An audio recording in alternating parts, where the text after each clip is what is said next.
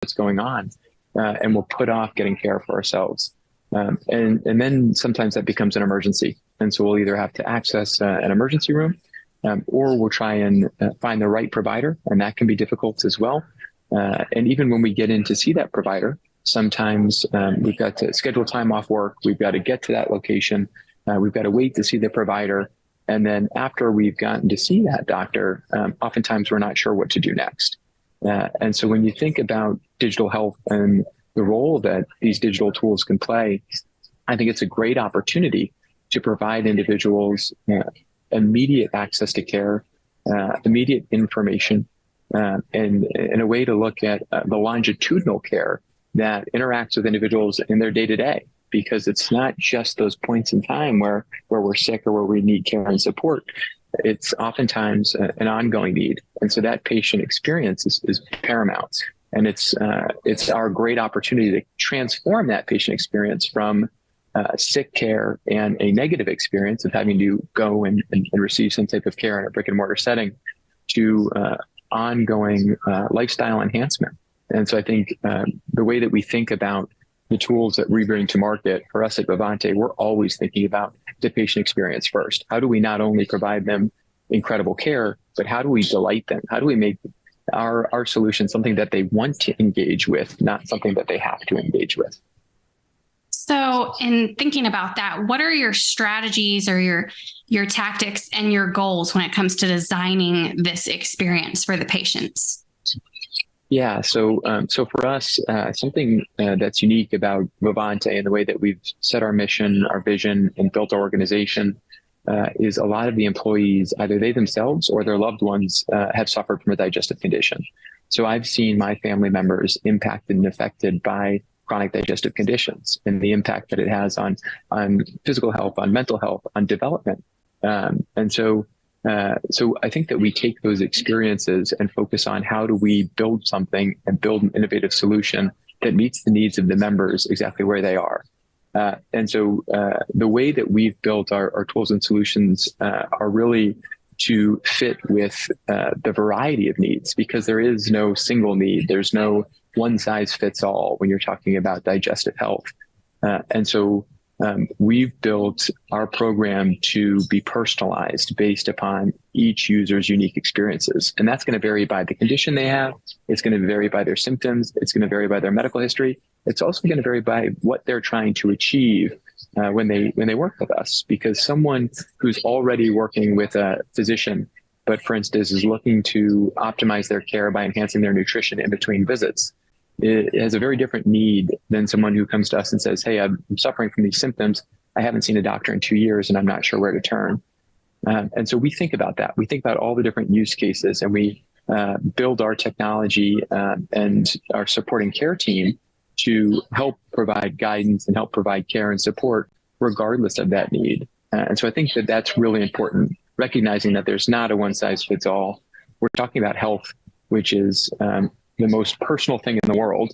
And so to be able to personalize that, provide clinically validated expert information and guidance for the individual, and then to make sure that we're always there, that they're being supported throughout that journey, because there's nothing worse than going through some type of healthcare journey and feeling alone. So it's really personalizing the experience, having really, really strong and well-defined clinical rigor, and then ensuring that we're supportive throughout that process at any point in time for the member. Well, I'm sure that makes quite a difference to the customers. So there's a lot of new technologies coming on the market, especially we're hearing a lot more about AI this year. So where does artificial intelligence fit into the picture when it comes to the digital health experience? Yeah, I think artificial intelligence can play a very important role in the digital health experience. For us at Vivante, we do talk about, some people look at it as artificial intelligence, some people talk about augmented intelligence. And so the way that we think about these use cases is really about what can we do with technology that gives our care team superpowers. And so as an example, we are leveraging technology for things like pattern recognition. So when we see a whole lot of data from disparate data sources, how can we get smart about recognizing these patterns, feeding that information to our care team so that they can make educated decisions that are based on data, but it's still them making the final decision as opposed to some type of back-end chatbot or anything like that. So I think there's tremendous opportunity with AI and machine learning, but I do think that it's really important to be cognizant of the fact that you still need the human interaction, and you still need the clinical folks making the ultimate decision when it comes to providing care for members. And so that's how we've thought about it at Vivante, and it served us really well because it's allowed us to serve members across the country. It's allowed us to scale rapidly, but it's allowed us to make sure that it's our clinicians that are making the final decision in terms of any care that's delivered to our members. So in this industry, are you hearing about any key trends? What's trending right now, and what's ahead as far as looking toward the future? Yeah, I think so. I'd be remiss if I didn't say that I think that there is a trend in recognition of the importance of digestive health. So I think that we've certainly seen that. We've seen our message resonating with the market and with members because this is a massive population with significantly unmet needs. So and I do see that truly as a trend where more and more people are talking about it and recognizing it. I think that you mentioned, there's certainly a lot of discussion around AI and machine learning. I do think that there's really unique use cases for that technology. I think that it can help us do things more quickly, more effectively, more efficiently in terms of some of the ways that we're leveraging that technology to empower our care teams. And then I think, the other kind of two trends when I think about digital health and healthcare is the movement towards really value for care, payment for value. And so getting off that old fee-for-service model and actually paying for results. I think that we're seeing that it's been a long movement. It's been kind of a long journey. But what's really exciting for me is we're starting to see more of the plans and providers really look at value-based care. And I think for digital health solutions like Vivante, it's important to understand that ecosystem and to think about how can we positively impact care, improve clinical outcomes, and be part of that discussion. And that's something that we've done is integrated into health plans and really looked at being paid for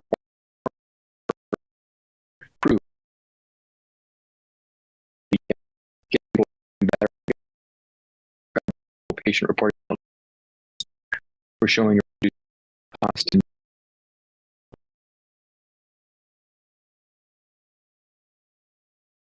for our, that we impact there. So I think that is a really strong trend that continues. And then the last one is really about interoperability. So how do we share information with those different providers and make sure that there's care coordination? I think that's always been a bit of a struggle within the healthcare ecosystem. And thankfully, the healthcare ecosystem is maturing and getting better at that. And I think with digital health solutions, it's really important, especially as we look at all this data that we're able to collect, that we're thinking about how we integrate with these other providers so that we are all getting a whole picture of each member. Because as all of us know, there's nothing more frustrating than going in and filling out forms and giving a bunch of information only to do it all again 3 weeks later for another provider. And so the ability for us to exchange that information and have that holistic view of a patient, I think can be really, really powerful. So that's exciting to see that that's still part of the discussion. And I think for any digital health solutions, they should be thinking about that. They should be thinking about how do we work within that ecosystem and not be a siloed solution. Absolutely. I think that efficiency and the simplicity, both for the customer and for the provider, will make a huge difference. So in terms of digital health solutions, what's the key takeaway you'd like business leaders in this industry to walk away with today? So I think one of the things, we've talked about the interest in AI, we've talked about interoperability, we've talked about the importance of really personalizing the experience for the member, and all of that is around data. And so I think one of the things that I always like to call out is to take data security very seriously. At Vivante, we've gone forward with getting SOC 2 or SOC 2 certification, our high trust certification, because we take our patient data very, very seriously. And I think that in order to gain the trust of individuals, you need to do that. And it's going to be more and more important as we think about the opportunities with digital health, because there's so much there, but we really also need to be protective of patients' data. So I think that that's something that is certainly integrated into all the conversations that we're having around how do we continue to grow and scale digital health as a whole. But I think that that's something really important. Is I'm always looking at these organizations that are growing and trying to get into the digital health space. And when I talk to other CEOs and founders, I always remind them that you need to have data security as kind of a big focus as you grow your organization. Absolutely. As with most industries, especially in the health industry, it all seems to come down to the data. Thank you so much for coming on our show today and sharing your insights. Thank you so much for having me, Amanda. I really enjoyed it.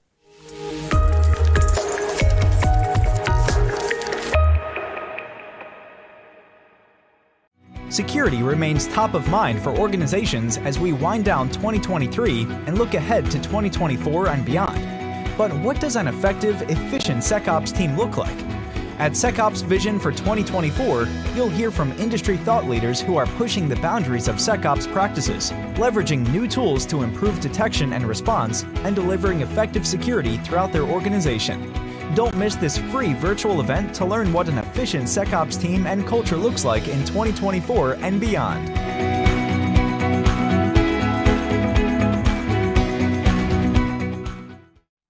Hi again, everyone. I hope you all enjoyed today's episode of Techstrong TV. We had an amazing set of interviews with industry professionals to give you the inside scoop into the tech world.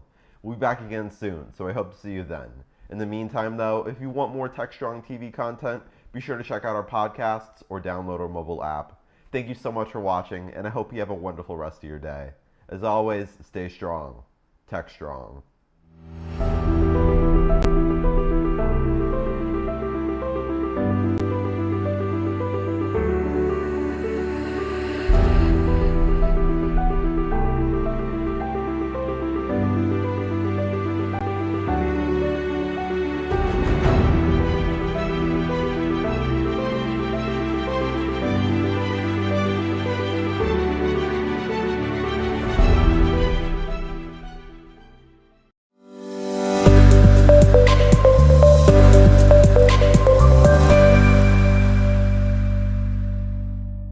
Hello everyone, and welcome to Techstrong TV.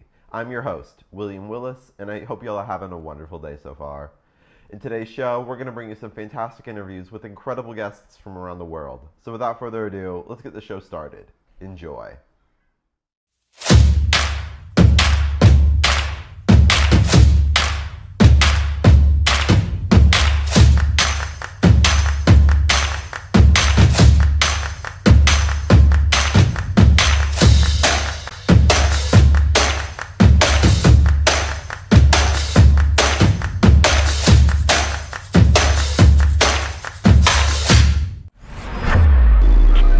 Is Techstrong TV.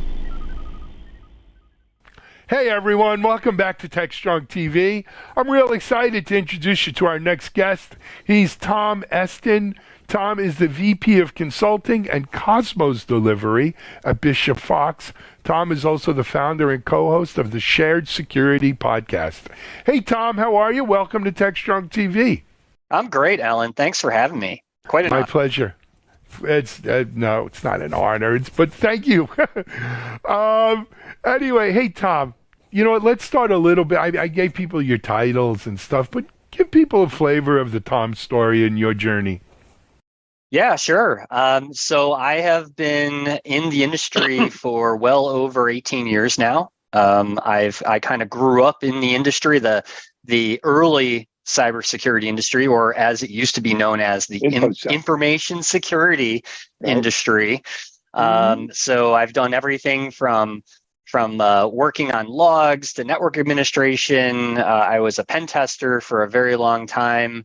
And then I was presented with that ultimate question that a lot of us that are tech savvy get is, hey, do you want to be a manager?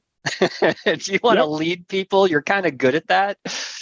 Yep. And I decided that I'm going to make a little bit of a career change and jump into management and leadership. And I've been doing that now for probably well over 12 years or so now. So it's been a great experience. Always a challenge managing and leading people, but I love it. And it's been great. And then while I've been doing all of that, I've also been running the podcast, which is the Shared Security Podcast. I've been doing that for about 14 years now.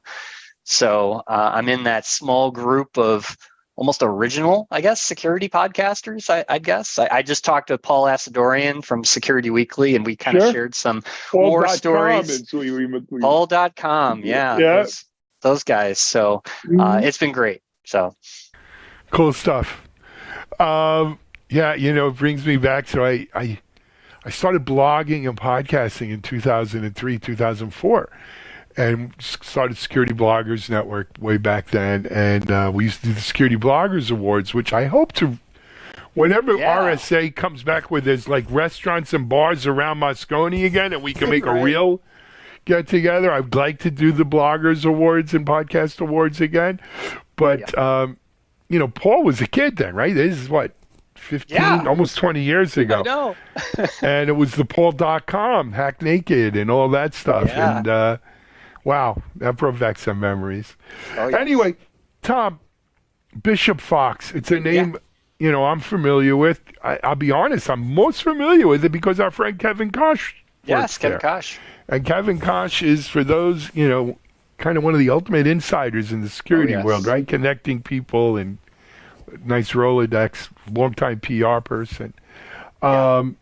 But I've had the pleasure of interviewing now several of the Bishop Fox folks, including CEO. And I mean, it's a great story. It's kind of James Bondish and everything else. Yes. But for those out here who aren't familiar, why don't you give them a little Bishop Fox background? Sure. Yeah. Bishop Fox is, we are a leading offensive security organization. So we provide security consulting and offensive security services for many large and small organizations across the world. We're a global organization. So we have a presence in Europe. We have a large presence in Mexico as well, which is a little bit unique for an American-based cybersecurity company. We also have an attack surface management product, which is called Cosmos. And so I run the delivery organization for Bishop Fox, which is both consulting and the Cosmos side of the business. And so, we've been around well over 12, 13 years now. Still going strong, and we do a lot of things, especially around the security community itself. So we're very big on contributing back to the community through open source tooling. You may have seen the recent news where we did a whole post about a discovery we had on the Fortinet SSL VPN vulnerabilities. So that was all us contributing that valuable information back to the community. And so that's a little bit about Bishop Fox and what we do.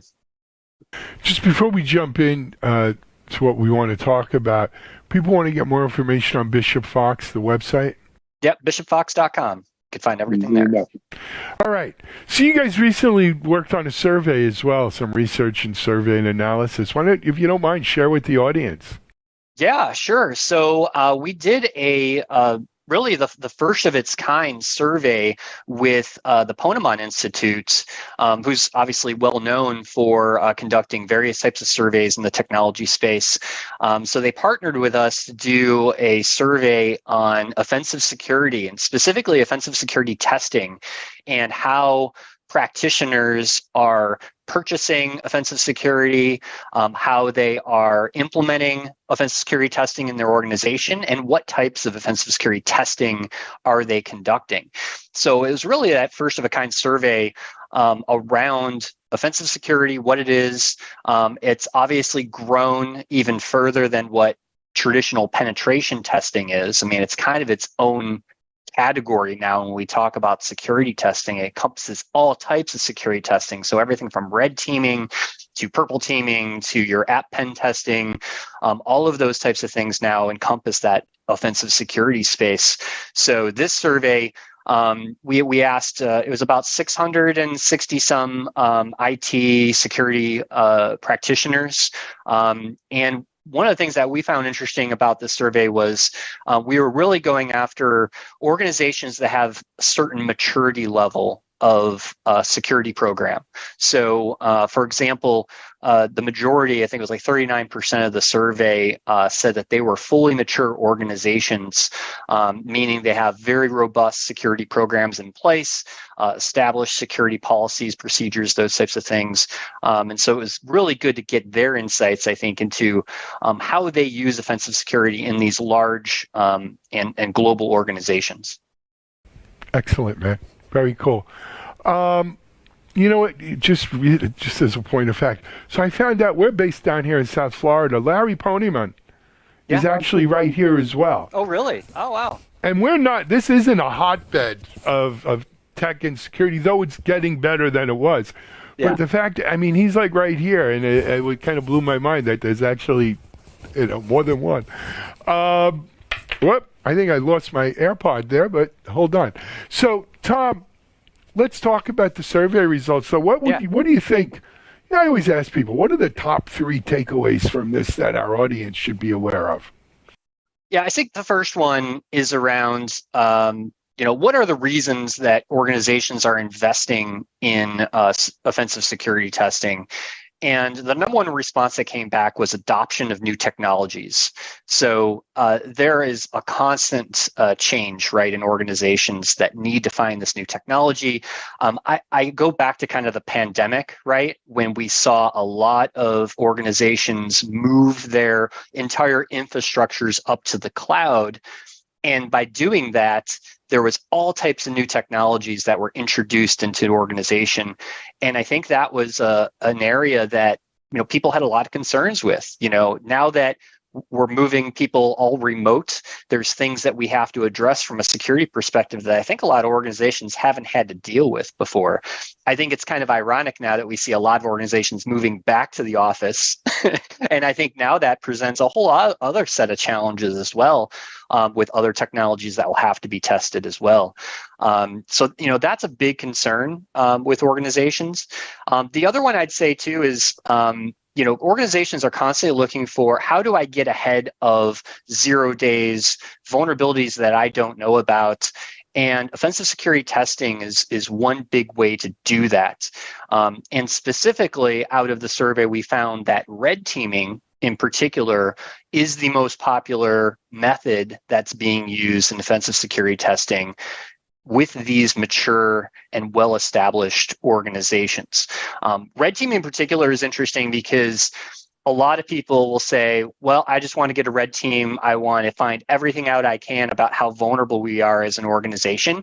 But red teaming is really reserved, and it should be reserved for those organizations that are at a certain maturity level that can handle, honestly, the results that you would get from an engagement where we're literally going after, where we're simulating things of a nation state attacker as an example, or we're doing ransomware type of testing, things that are really complicated. And for a lot of organizations that don't have the proper security controls or the procedures or processes in place, they're going to be overwhelmed by the results of a red team. And so a red team is really reserved. And I tell people all the time, for mature organizations, you may not need a red team. You may want to take a step back and do more traditional, external, internal network pen testing as an example, or get your applications tested before you jump into a red team. So from the survey, it was very interesting to see those results that more mature organizations are using red teaming, while more of the less mature organizations are doing more of that traditional kind of offensive security testing. Really interesting. Cool stuff there. I always like to ask people, Tom, what surprised you about this survey? Any surprises in there? So the top 3 threats that really drive investment in offensive security testing, number 1 was ransomware. Just squeaked by at 41%, which was followed by social engineering at 40%. So Really? What's surprising to me is ransomware is still top of mind for organizations. It's still a large and major problem. We've seen some things shift recently, like with the MoveIt vulnerability. They're kind of leveraging aspects of ransomware and how malware is being delivered, but it doesn't get like the media attention anymore that it kind of used to be or used to. So organizations are still very concerned about that. And then social engineering, right? We talk a lot about this all the time. I mean, this is the area in terms of phishing and text-based types of scams and other things that we see that these attackers are going after. Executives are very concerned about that. So we're seeing a lot of that at Bishop Fox too, where red teams were being asked to do phishing simulations, more attack simulations using the human elements, because this is how attackers are still getting in. So, and then the third was cloud vulnerabilities is a huge concern and drives that investment in offensive security as well. No surprise there with everything that is in the cloud, and companies have such a huge presence in AWS and the other organizations that host cloud. It's just no surprise that those would be the top areas of focus.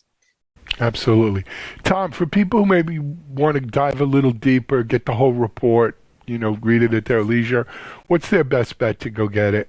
Yep, you can head right over to bishopfox.com, and there'll be a link right at the top of the page where you can download the full report. I also did a webinar with Larry a couple weeks ago, which you can also check that out as well. Larry had a lot of great insights as well in terms of how the survey was conducted. Larry's a great guy.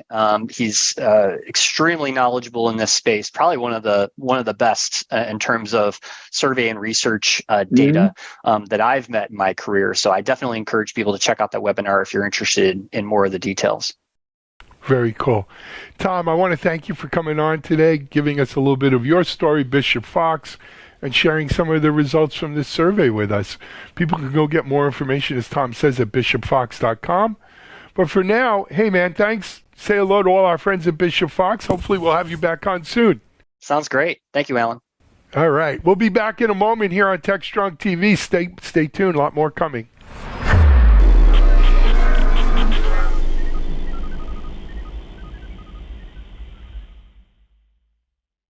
Cloud Native Now is the web's leading resource for the growing cloud native ecosystem. CloudNativeNow.com is your destination for news, thought leadership, features, and webinars on cloud native architecture, Kubernetes, serverless, cloud native application development, microservices, service mesh, cloud native security, and more. Stay on the cutting edge of modern application development at Cloud Native Now. This is Techstrong TV.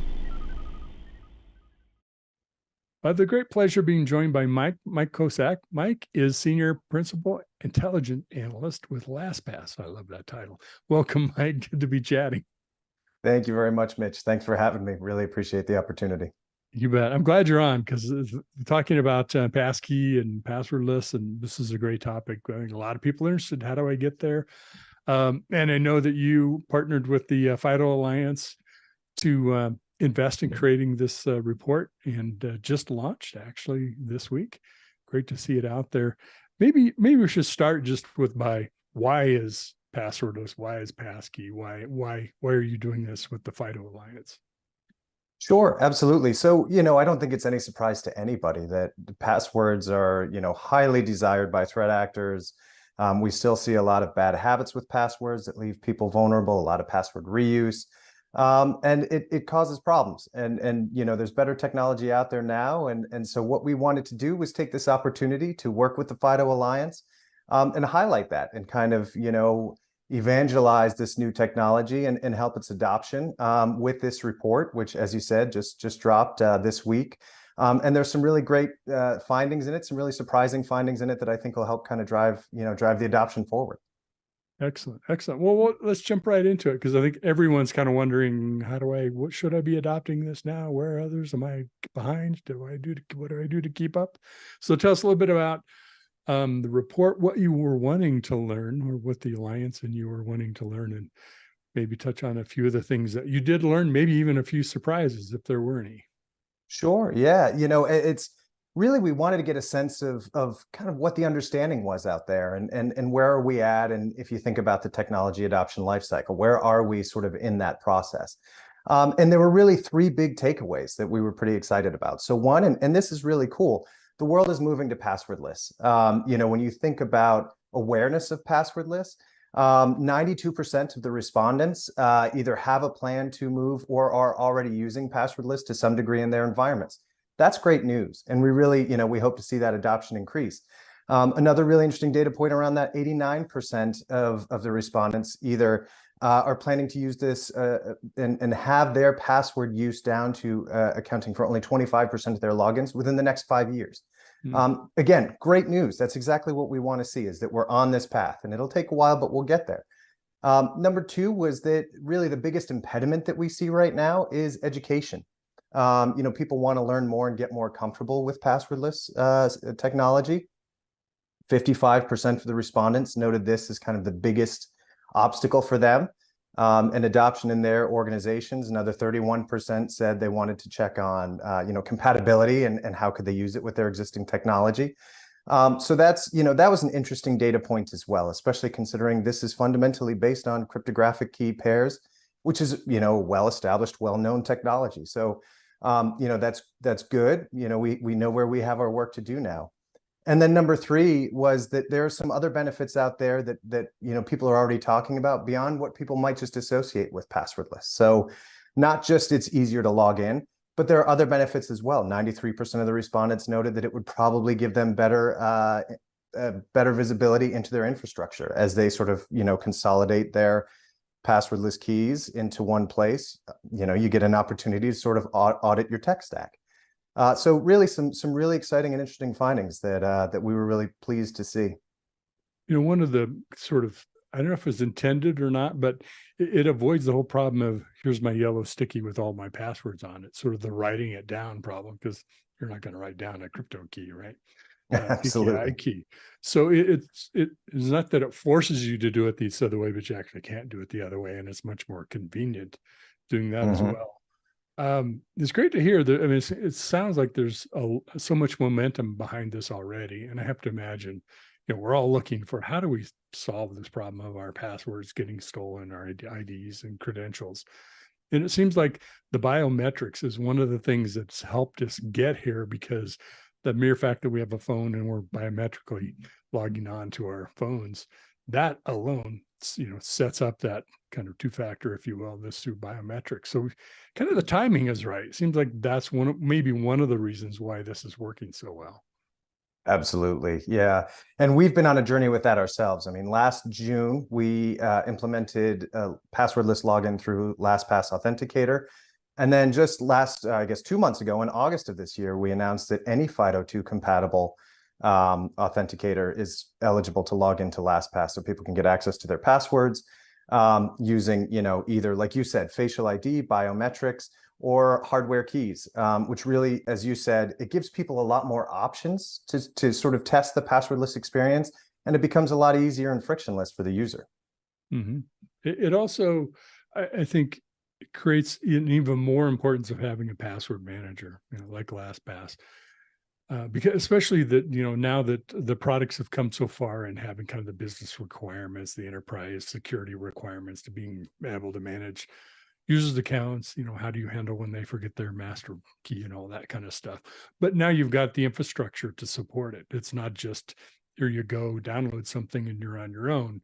Enterprise, even medium and small business can manage this. Yeah, absolutely. And that was one of the other things that we found through the research. 69% of respondents said that they planned on using a password manager, a third-party password manager, to help them with this for precisely that reason. It makes it easier for them.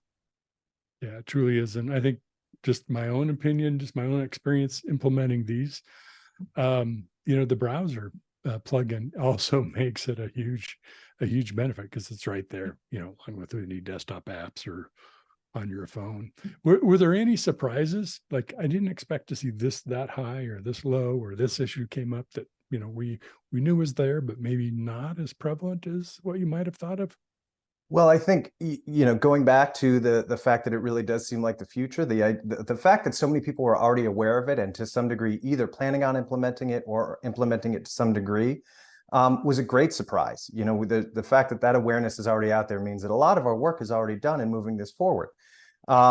Education being at about 55%, that was a bit of a surprise. Again, it just kind of highlights where we kind of need to focus to help drive that adoption. And then the fact, that 93% seeing passwordless implementation as a way to get a better understanding of their tech stack was a really interesting sort of second order effect of the implementation of passwordless. I think so much of the conversation is just around that ease of access, frictionless experience for users. It's more secure and everything. But sort of those second and third order effects are really interesting and kind of call that out. Even you mentioned this earlier, fewer calls to the IT department when people forget their passwords when they come back from vacation, that sort of thing. There's a lot of those second and third order effects out there that are really great. What's the IT organization's experience when they decide they want to go passwordless? Sure. There's got to be testing done. Of course, you do want to make sure that it works with your technology. For us, we do offer a couple of ways that we can help small and medium businesses as they're on that journey. We have an adoption dashboard to kind of help them walk through that process. We offer some training to kind of help users and the IT departments get comfortable with this implementation and how it's being used, what sort of adoption we're seeing inside the company. So we kind of offer some help along that road as well. Excellent. And of course, it's got to be easy for end users to adopt it, right? It's got to be better than typing in your password or a code from your phone. So clearly it's meeting that criteria. Well, where can folks find out more about, of course, LastPass and also this report? So we've posted it on our blog. If you go to lastpass.com, FIDO Alliance has posted it on their site as well, fidoalliance.org. Prominently displayed in there. If you go to those sites, you can find it right there, and some really interesting highlights and some a lot more you can learn there as well. Excellent. Well, be sure and check that out on the lastpass.com site. Well, thank you, Mike. It's been a pleasure talking with you. Mike Kozak, who is Senior Principal Intelligent Analyst with LastPass. Hope you'll come back again soon. Anytime. Thank you, Mitch, for having me. You bet.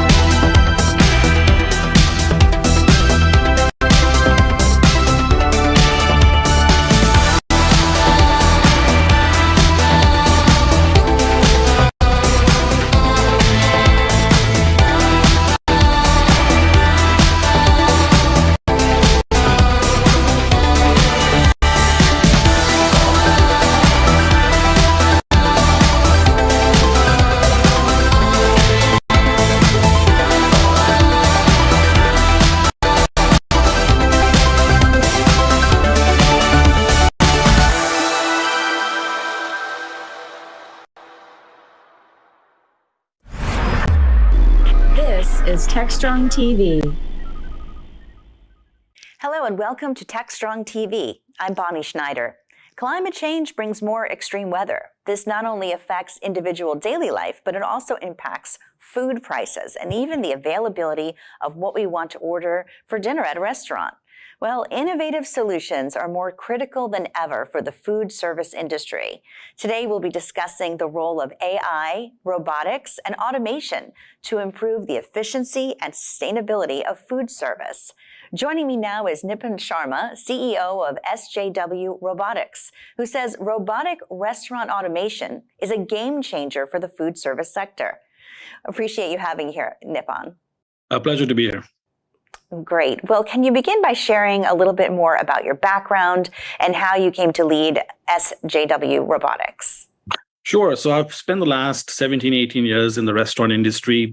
And Bonnie, I've done everything you can think of. I've run steakhouses chains. I've run vegan restaurant chains, Chinese, Middle Eastern, Indian. I've been an entrepreneur. I've expanded restaurant chains all over the world. I've been a public company COO. So really immersed into the entire business of the food industry. And, one of the things that really started disturbing us, to me personally, about 10 years ago was a shortage of labor. And in different pockets of different countries, we started noticing while demand keeps going up, nobody wants to cook at home.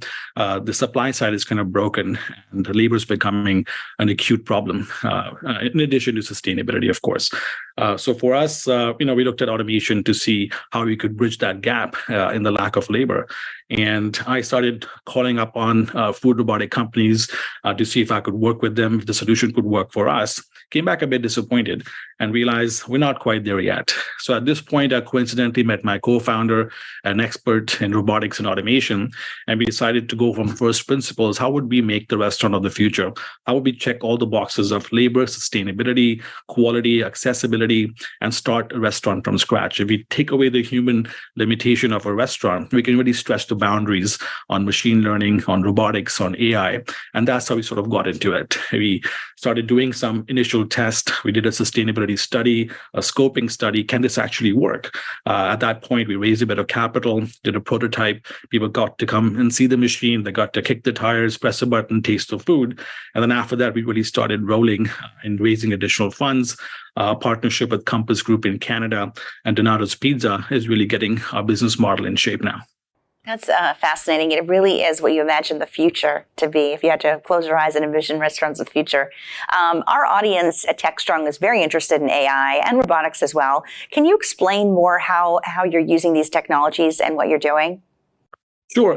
We in the restaurant industry, especially managing large chains, we use a lot of data, right, to predict our sales. We know there's a ice storm in Montreal. Maybe people won't come to your restaurant, so don't cook too much and staff accordingly. There's a storm in Florida. Tomato prices are 400%. Well, let's make recipes that don't include tomatoes. We try our best, with a few data points that we have that could be weeks or months old. What if we could do that real time?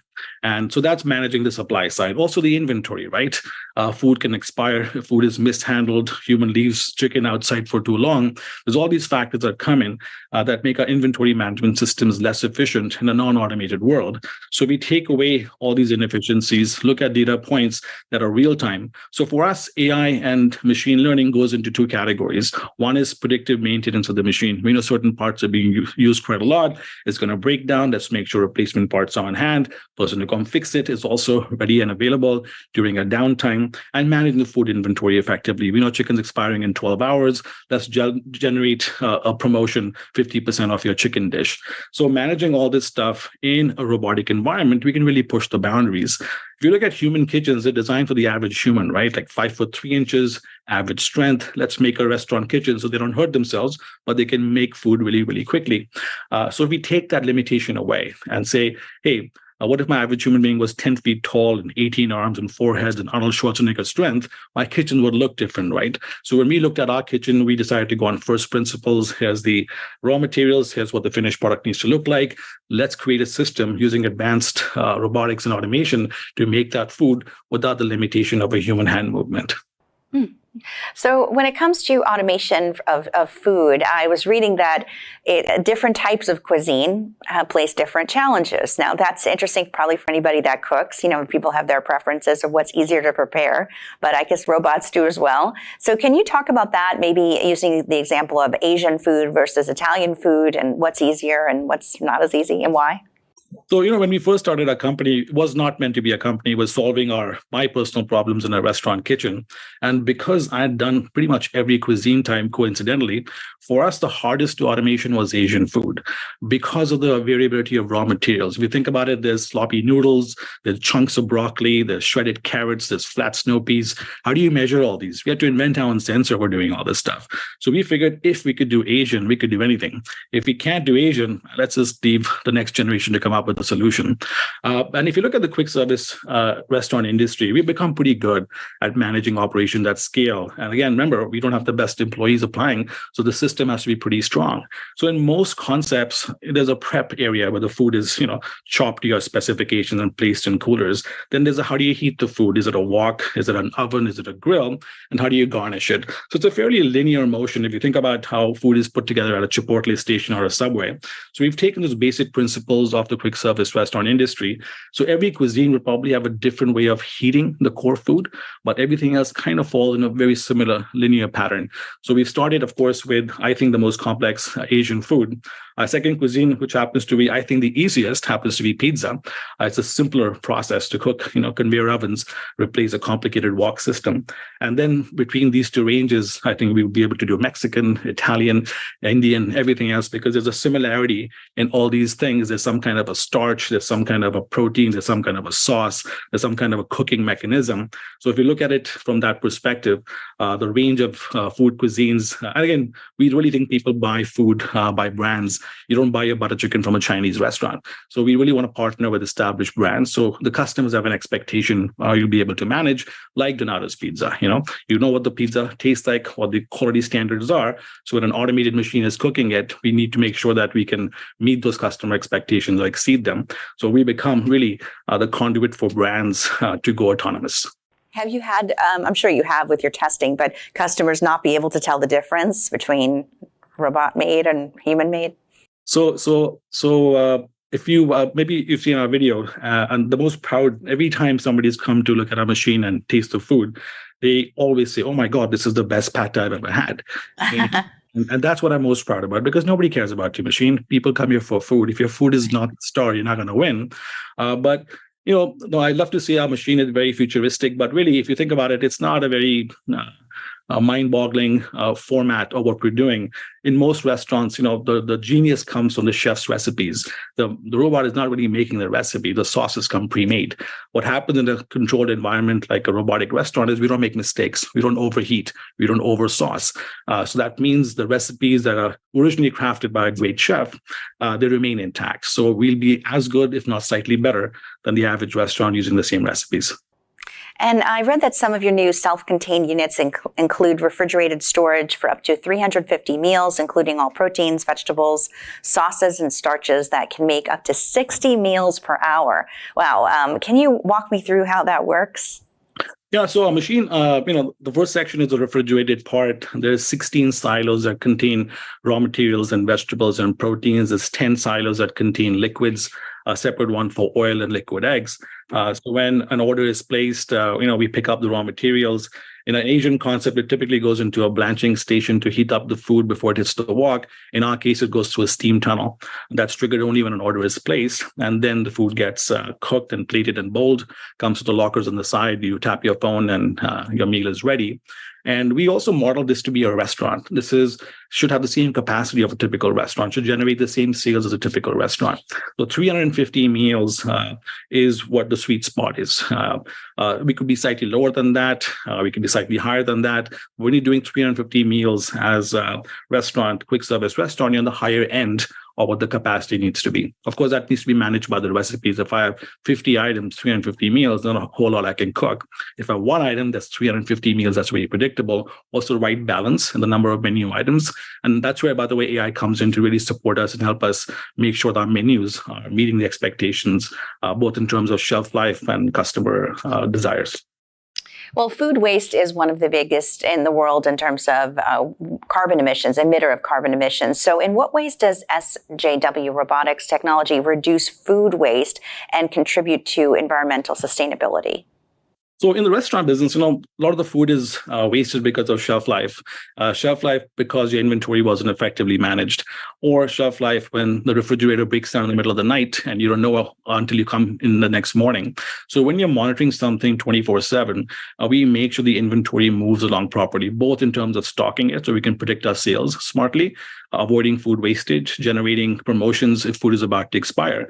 So we can take all these precautions, or we can become better every day as we learn about the demand factors for our inventory. So that's one way we really put a big dent on reducing food wastage. The other thing we do for CO2 emissions is we don't use gas, so it's all induction cooking. And we did our initial study. We have 70% less carbon emissions compared to a comparable restaurant in the quick service space. And things, restaurants, the inefficiency comes from the equipment. Your air conditioning a restaurant is generating a lot of heat in the kitchen.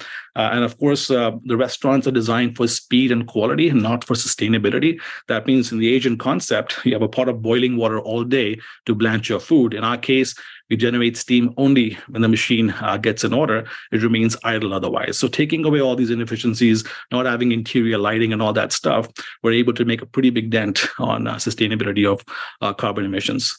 And that's something you wouldn't have already thought of. But one of the things everyone loves about restaurants is that they deliver, and we can get whatever we want whenever we want it. So how do you implement technology like this with home food delivery? So that's the greatest thing and the greatest tragedy for the restaurant industry. I think in the last decade, the biggest growth has come from delivery, and COVID accelerated the inevitability.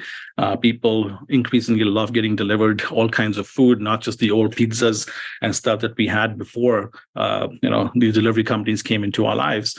What problematic is delivery companies charge a pretty big amount for restaurants.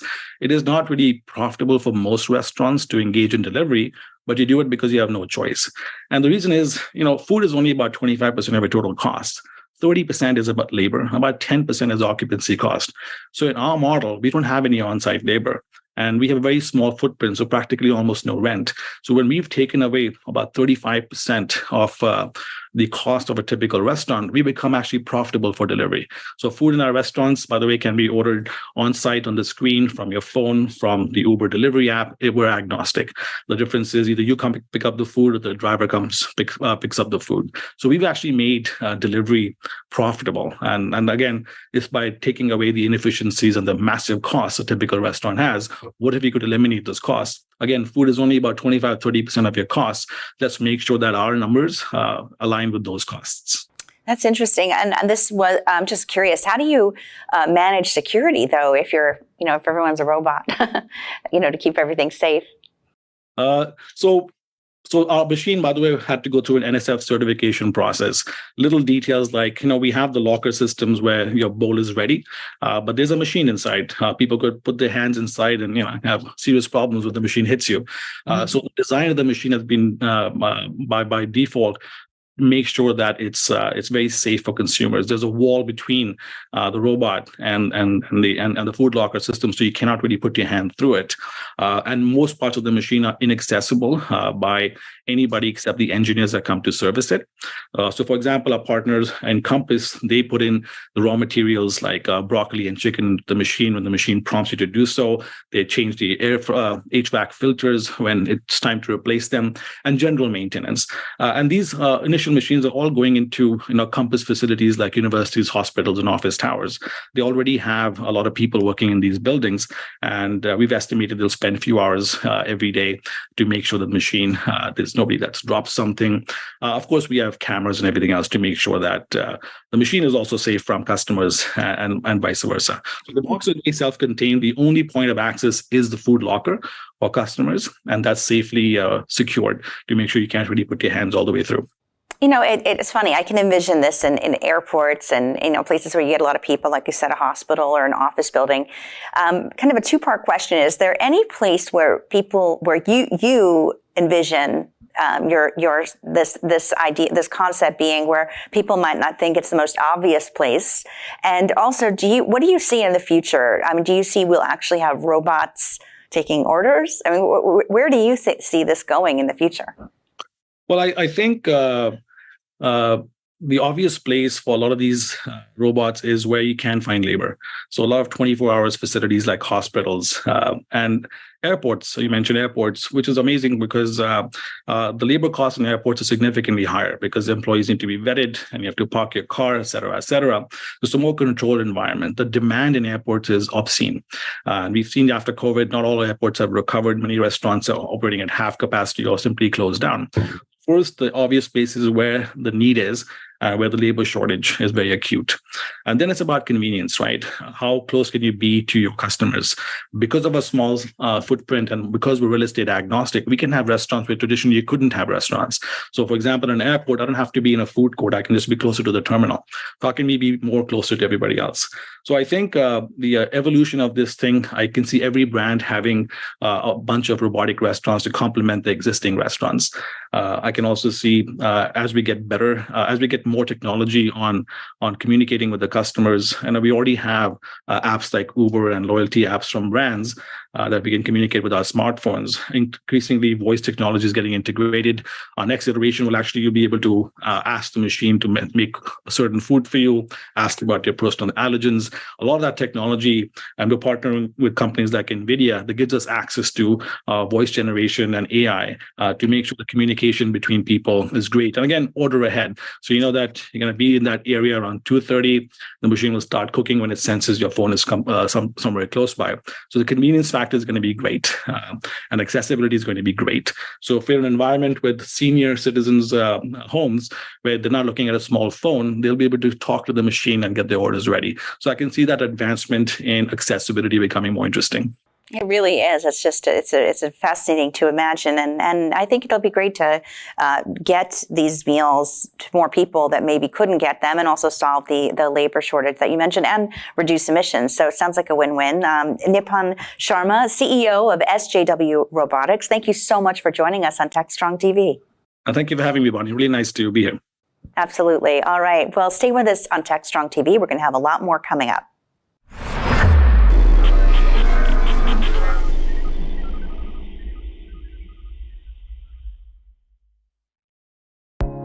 I'm Bonnie Schneider, sustainability contributor to the Techstrong Group. I'm excited to introduce you to a groundbreaking new initiative from Techstrong Research, the Sustainability Pulse Meter. The Pulse Meter offers valuable insights into how environmental responsibility factors into tech purchasing decisions for key players in the industry. Position your company as a leader in the industry and differentiate from your competitors with the Sustainability Pulse Meter, offered exclusively from Techstrong Research.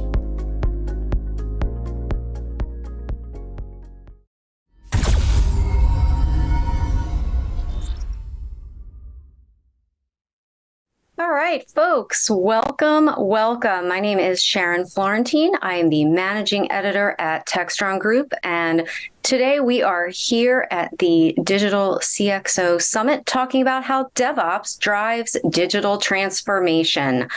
I am joined today by Mike Isbitsky, Mike Vizard, and Mitch Ashley. And without further ado, I'm going to keep it short and sweet and just jump right in.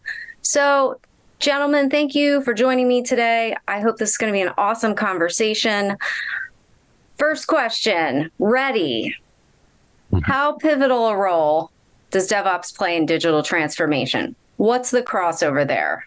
Is there a button we have to hit? Can I go first? Sure. You have to go first. You can go first. No. Okay. Just go. No, I love this topic because, being involved in DevOps for a while, quite a while now, is you see how the adoption of curve has happened with DevOps and organization, and I'm sure we have some data and Techstrong research down somewhere in our database about that adoption curve.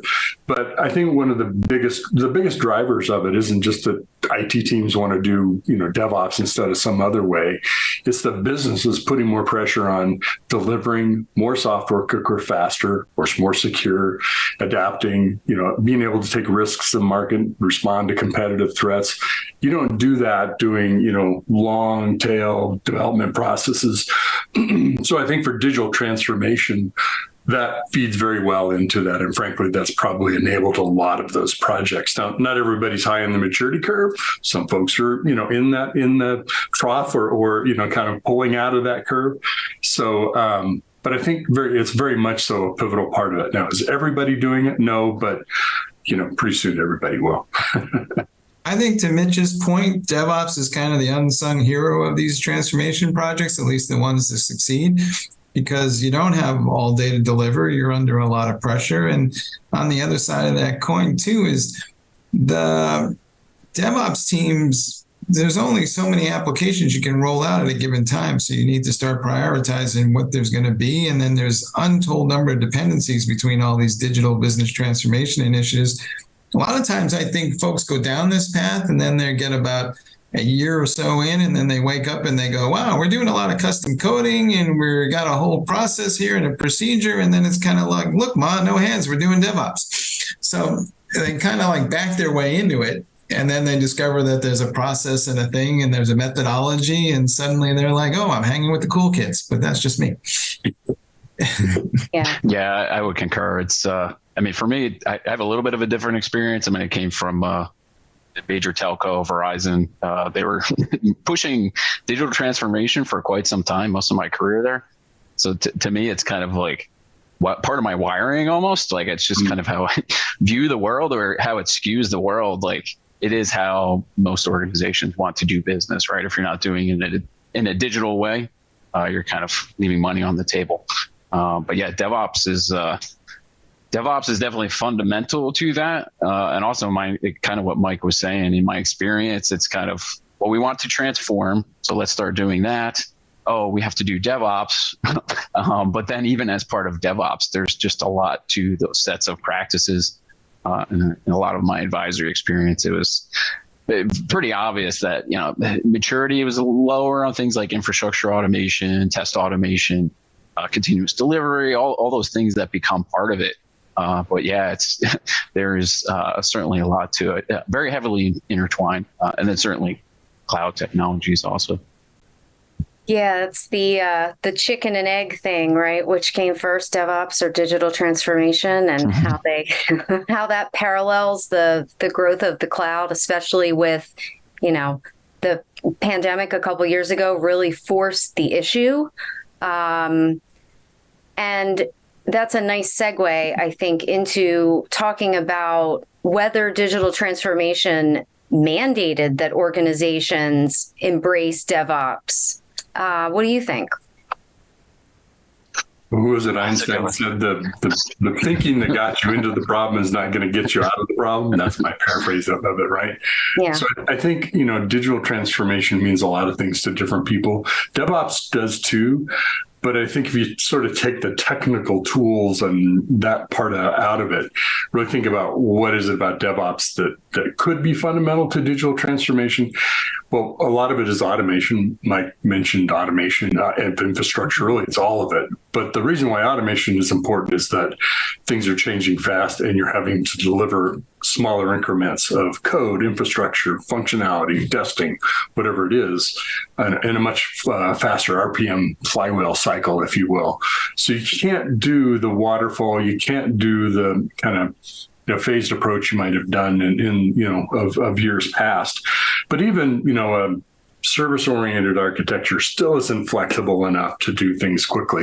So I think it's a really step back and just say, well, what's important about DevOps, we could pick on a lot of the fun things about it, but it is getting the cycle time to be shorter and your ability to increase quality and react to what needs to be done is super important. I remember long ago in a galaxy far, far away when I started my career, I developed this rule of thumb: never be the first or second project manager on a new product, because they always got fired, because it was by the third one that you sort of figured out what you're supposed to do. Well, now we figured that out much more quickly in days and weeks and months instead of months and years.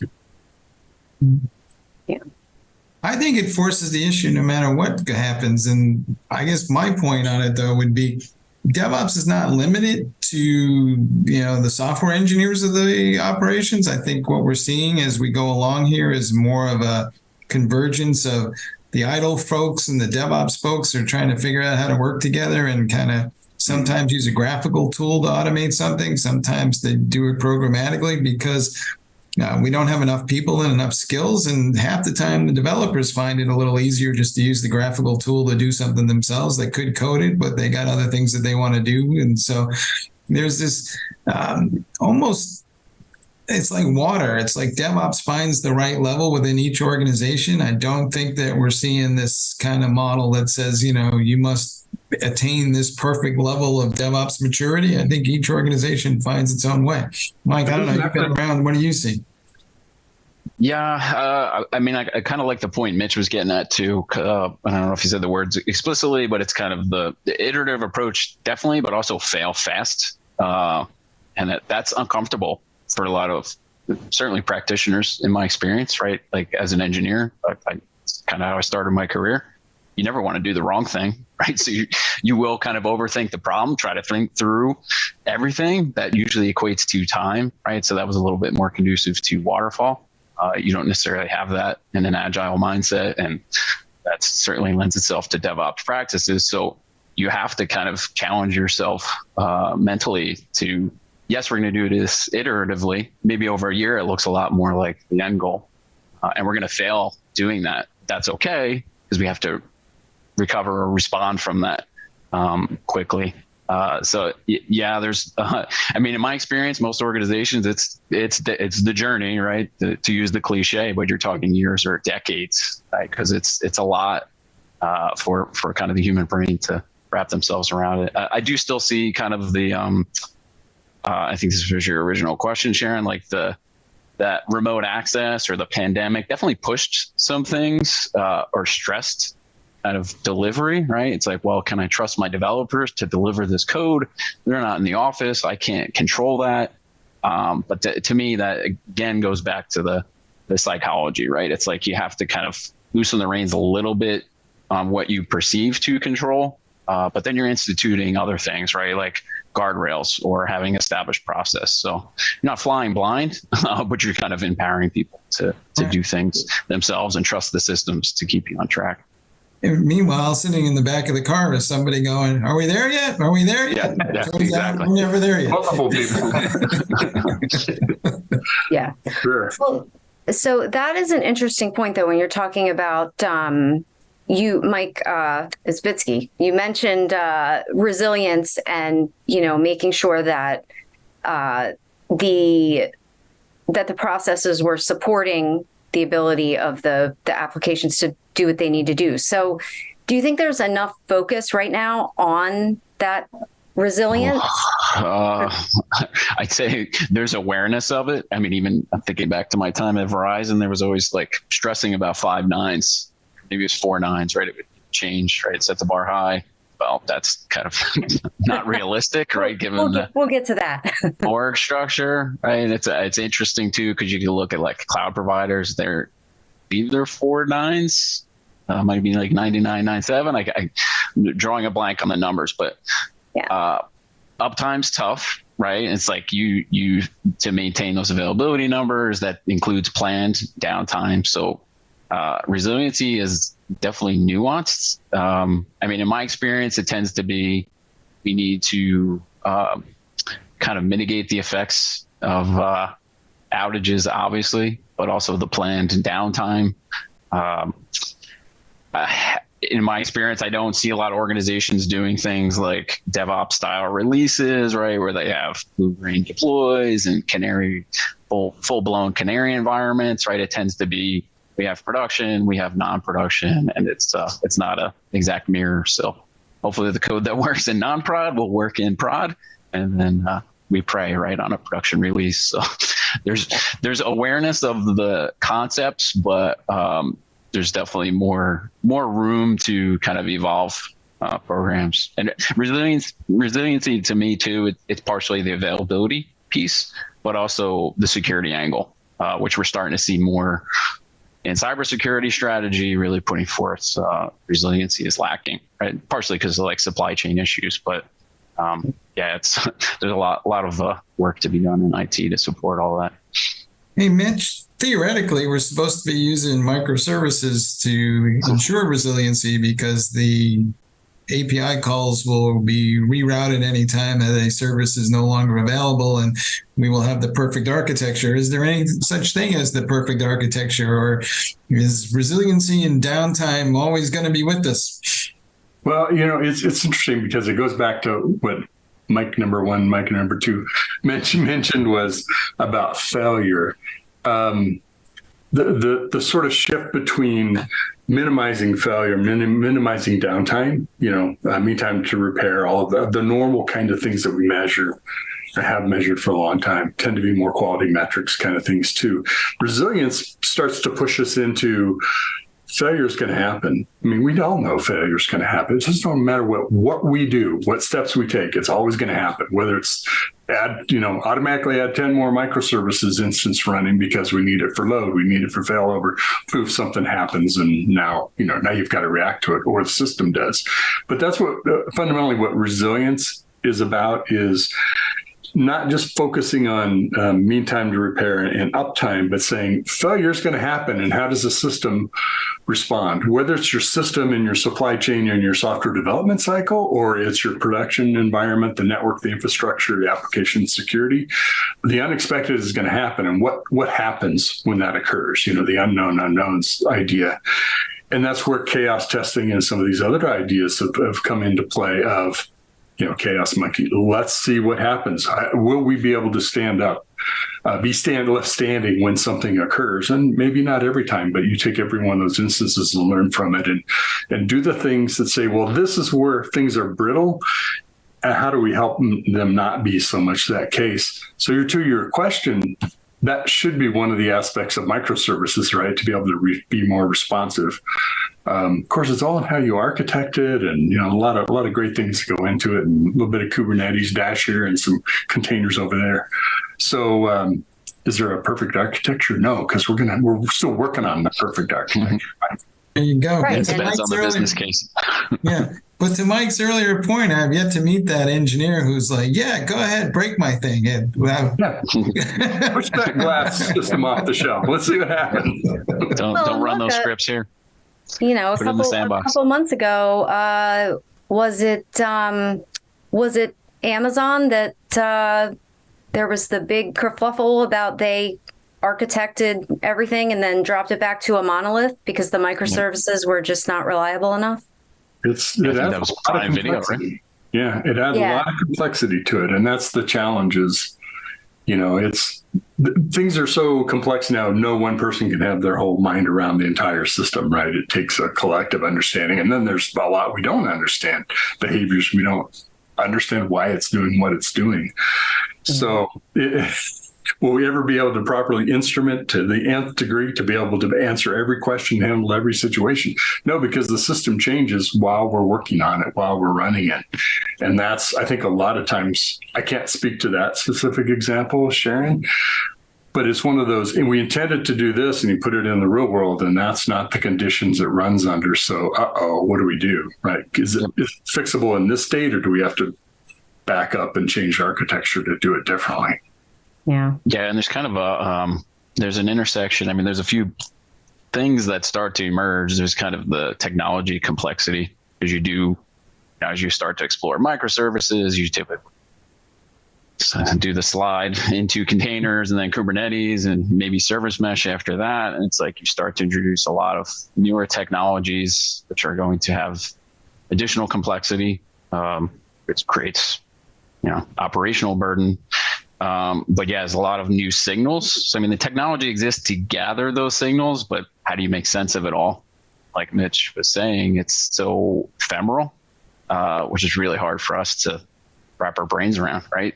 As humans, you have all this data flying at you. How do you respond, right? And that you need that to support resiliency. We need to write that book, Zen and the Art of Microservices.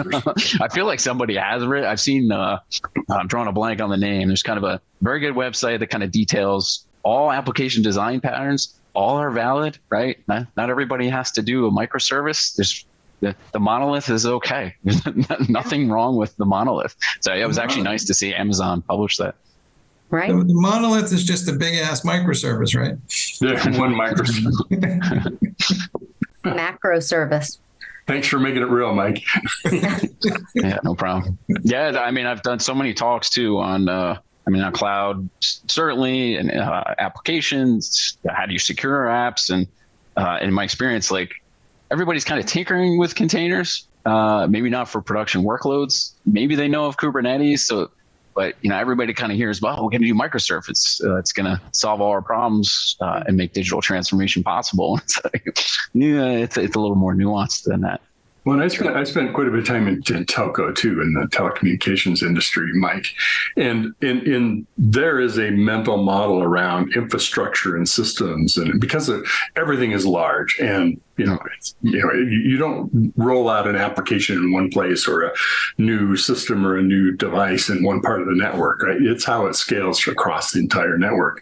So you not only have complexity, but you have scale at the same time. And I think in situations like that, that's where you introduce things more slowly, because their resiliency, if you want to go back to that term, has to be pretty high to be able to stand up in that kind of a load, that kind of an environment. So if you take us back to DevOps, if you're going to write a microservices or update a microservices, one of the things that can make it more resilient is your ability to respond when it's got an error, when you need to fix something. I can get that back out there in 30 minutes or an hour or two, instead of 6 or 8 weeks, right, to go through a full test cycle and, get the model to stand up through the whole thing. So that is in theory, and it is in practice too.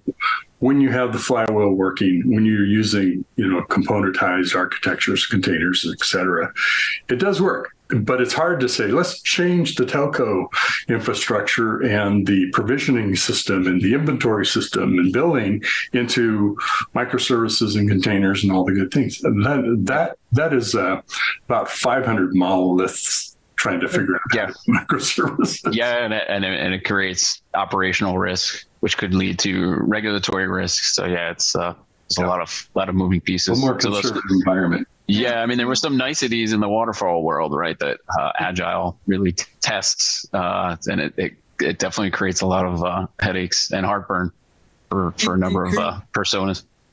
It creates a major headache for the IT folks who are trying to drive these efforts, because the business side is like, how come we can't do this cool thing that this little startup did with no, and this whole greenfield kind of application? And they go, these guys are killing us, blah, blah, blah, blah, blah. And they don't realize that, they're carrying 20 years worth of IT stuff behind all this data that they can't just throw out. So I always feel like there's this disconnect between the IT side and the digital business transformation leaders who are kind of like sitting there going, oh, well, it should just magically happen. And I don't know, Mike, if you have any advice to folks about how to have that conversation. Oh, yeah. I mean, I lived that. It was painfully apparent, the way I would kind of see it played out is, you'd have your monoliths. They often lived in the data center. It's a much more structured environment, controlled, and then maybe new product development would occur in the cloud. You could argue that was probably more front-end design, and then the back end would reach back into the data center, which can create some other networking complexities and challenges there. But I've seen that model work for kind of more of the heavily regulated industries. Otherwise, if they are very risk averse to cloud, and I should have backed up, right? Like cloud makes a lot of these things possible because it's quickly to spin up what you need, or just enough compute to do that, as opposed to provisioning all these things, all this infrastructure or platforms in your environment to support it, which takes months, right? Or years. Like if you think all the things that go into that, having the power and heating and cooling, all those great things. So cloud kind of absolved us of some of that. But if you are risk averse to cloud, it becomes incredibly challenging. But yeah, I've seen for some of those heavily regulated verticals, they'll want to embrace microservices and like cloud native designs, but then they get in this camp of, well, we have to manage all that infrastructure, which it's possible, right? But it needs to be very well funded and well staffed. What's interesting is this challenge applies to, we're talking about in telecommunications, some of the systems were created way back in Bell Labs, right, in the 60s and 70s, et cetera. But this also applies to I'm not going to name company names, but there are vendors who have been 10, 12 years old who did not build their own microservices, and they've gone back and re-architected to rebuild their products. And it's a big lift. It's a big haul to redesign, re-architect, and redeploy. But some of their incentive is we're trying to monitor, or we're trying to do performance analysis, or we're trying to, improve development through some management or automation. So they will kind of need to eat their own dog food by creating their app in that kind of an architecture. So in a way, you might have a 12-year-old monolith or sort of version of it. It doesn't have to be things that were created, 20, 30 or more years ago. Yep. Yeah, it tends to, I'd see splinters, I wouldn't say splinter cell, but like smaller project, new products. Like, so you sometimes see things run almost as independent product teams. But yeah, it's kind of, it's an interesting dilemma. I mean, there's no easy answer there. And it's also the cost benefit analysis, like Mitch was kind of getting at. Like, you would still see mainframes, right? It's like, well, don't touch it, because if you crash that thing, there goes our business, right? And then that's going to be huge impact and potential lawsuits. So nobody wanted to touch that, because if you did, right, it's like, it tends to be a very slow moving process to re-architect those things. So yeah, you kind of tend to see the middle ground. Like, everybody loves that microservice utopia, and full Kubernetes or service mesh, but usually it's a mix, right? You might have some of that for a new greenfield, and then kind of the crown jewels, right, for the business. That's likely going to be a monolith, especially for a more established organization. Yeah. Teaching those elephants to dance is not as easy as it looks. You just need to stand back when you do that. Yeah. Well, and I mean, now there's the whole movement to, making DevOps a DevOps practice on the mainframe to modernize those mainframe applications, right? And be able to bring those things over so that they can still be effective. The legacy is maintained, but with, more modern technologies, modern processes, that's a huge area of focus right now. Really good point, because I think the school of thought has changed, right? We were like, that's mainframe, leave it alone. We can't DevOps it. Let's go DevOps on the new stuff, right? And I think we've learned that the mainframes aren't going away. Finally, we've accepted that, right? And they play an extremely crucial role. So the question is, just like we took development off the mainframe and did it on, our computer, our PCs and laptops and stuff, but how can we DevOps that process and integrate the mainframe as part of it as a test environment, deployment environment, whatever we need to be able to do that? So I think we've gotten a little smarter about, let's not be dogmatic about DevOps and it has to be this way. Let's take the ideas and then adapt them to this environment, whether it be mainframe or, SOA kind of architecture, or, new apps, greenfield stuff. So where does this whole DevSecOps conversation fit in, Mike? You do a lot of work in the security side, so we are always talking about the shifting of left and these digital transformation things. I think, they're kind of valuable. So how do we insert that into the conversation? Yeah, and I couldn't tell you how many times I got that question as an analyst in advisory, and it was like, what do you think DevSecOps means? What does it mean to you, or where would you start? Because it does, I mean, at the high level, it's right. It's kind of, we need to get security baked into DevOps. For some practitioners and leaders, that means you need to embed security staff within development even, but certainly DevOps teams, right, where they're more actively partnering as part of design and development. That doesn't always scale, right? You don't tend not to have enough security practitioners to support that. So self-service is the other kind of big piece of that, right? So give the tooling to development teams and QA if you have them, so they can be running tests early and iteratively as they build code and commit it. I should say, develop the code, commit it, and then build it, right? Because those are distinct kind of testing phases. But there's usually two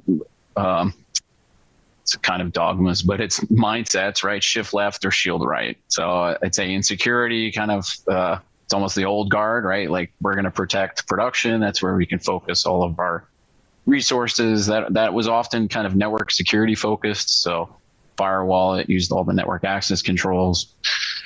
That can be much more granular, kind of associated with workloads. That's something we do at Sysdig, but it's different ways to approach the problem, right? There's no wrong answer. Some organizations still prefer kind of, well, we're going to protect the perimeter. Maybe they still have well-defined perimeters. I have to be careful because this can rabbit hole very quickly. So it's kind of your design choices really impact how you can protect things in production. But it's kind of, I feel like we've been talking about this, right? There's so much complexity. You're going to have a mix of microservices and monoliths. How do you rationalize all that? Well, you kind of need all of those things, right? You have to be looking kind of at the network level. You also need to be looking at the workload level. You have to be looking at the management plane, which is often the cloud tenant configuration. And then you have to be reasoning all those things to really understand your security posture. And then, the left side of the equation, or shift left, it's usually a lot of pre-delivery or pre-release security testing. That takes a lot of different forms, like static analysis and dynamic analysis. Spent many hundreds or thousands of hours talking through that. Lived that at Verizon. But it's kind of this balancing act, right? It's you can only test so much, right? Because you're kind of bound by efficacy of scanning tools. But also things change as you move into a production environment, right? Or new threats emerge. But you're also time bound, right? It's kind of like we're talking about how fast things move as part of DevOps practices. You can't be running a scan for days on end, right? And that can happen sometimes with security testing tools. So security has had to become much more iterative. Also, the tooling has had to become much more adaptive or flexible, right? Where it can plug into developer workflows and build pipelines, but it's a lot of pieces. I mean, that's kind of my teaser of like how you might start to think about DevSecOps. I used to have like a really elaborate diagram because everybody knows the infinity symbol, but it's like, what does that actually mean for your development piece? But yeah, there's a lot to it. Usually people's eyes would glaze over and then like, all right, well, we need to focus here, right? Because that's your risk prioritized approach, which you have to do for your business. And but more often than not, that was kind of shift left, right? So it was like, well, we can't do security testing in production after the thing's been built. Let's kind of get that earlier into the SDLC. Well, that's kind of the tension too, right? Because the security folks are like, look at this huge list of vulnerabilities that we have. You need to fix every single one. And the developers are like, I don't know what any of this means. Like, which one is the most important? Am I even running this code in production? Like, what is the risk to my organization? There's a disconnect in the middle that's kind of holding that whole process up. Yeah, and that was a huge challenge I would get in advisory work because people, somebody more familiar, maybe they've felt some of the pains. You're like, well, how do I rationalize both sides to the equation? Which is a very good question to ask yourself. And the technology didn't always exist to do that. It is something Sysdig provides. I mean, we call it runtime insights, and we use in-use risk exposure filters to do that. But it's essentially feeding back. I mean, we could get more technical here, but how do you instrument the running workload to inform what you're doing on the shift left side of things? So maybe I'm referencing a dependency in code. Do I care that it's vulnerable? Do I even reach that? Or is that condition exploitable in production, right? Maybe I just referenced that library and it's not even used, right? So a lot of those questions would come up as I would talk to all types of practitioners and leaders, and every vertical. It was kind of, well, I could do dependency analysis, but I'm going to get, just mentioned in this, Sharon, like I'm going to get a laundry list of vulnerabilities, just like I did when I was doing production vulnerability management. What do I actually prioritize? And it's not even enough to just say critical, high, medium, low, right? You'll likely lock out your criticals and highs, but I've even seen research more recently that's the combination of medium vulnerabilities is way more damaging or increases risk more than critical and high severity. So that's a fundamental shift from how most security practitioners would view the problem. So yeah, you have to be looking at both sides, because you will be chasing your tail with vulnerabilities. Like, as you're referencing dependencies, particularly open source. Not that open source is bad, but there's vulnerabilities, right? I'd say there's no piece of code that doesn't contain at least one vulnerability. And that's my experience as, doing a lot of application security work. I always found issues. So it's what do you actually focus on fixing? I never met a digital CXO who didn't think that the potential gain outweighed the risks. So they're basically full speed ahead until it doesn't. So exactly, how do you have a meaningful conversation with those guys? Because they're all business people and they're all trained at business school that life is full of risks, and you're just kind of weighing those risks as you go along. And they'll tell you it's unsafe to cross the street, but we cross the street anyway. So, what is the balance to be struck? Yeah, it's a really good one, Mike.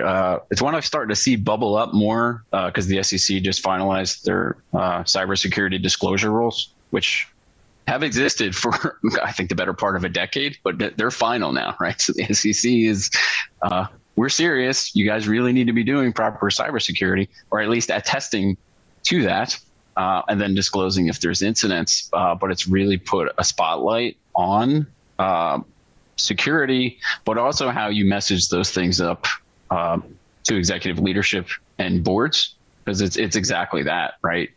As practitioners, we often go very deep in the weeds on these are all the technical problems that can happen. These are your technical risks and operational risks. But for executive leadership and boards, they're going to want to know, how does that impact the business? So that's historically not been a great conversation. So you almost get these silos between the hierarchy that way. It's almost like DevOps versus security. Now you've seen kind of that split between engineering and business leaders, but it's going to have to be solved, because that's the only way you can kind of determine materiality of a given incident, which might be security, could be availability incident also, right? Which goes back to the whole resiliency point. But yeah, if you've suffered a material incident, whatever that may be, you need to be disclosing that. So how are you structuring those processes in your organization? So going back to you touched on this a couple times, but the talent piece is starting to become a big issue as well, right? We saw the great resignation and then the great whatever it was next. Is quiet there quitting? Quiet cutting. I think we're on quiet cutting. Quitting, all of that. Yeah. Is there enough talent available as a whole? And how do you, I can't believe we've made it, 40 some minutes in. We have not said AI yet, but maybe we'll get to that after the talent piece. Okay. Is there talent available? Yeah.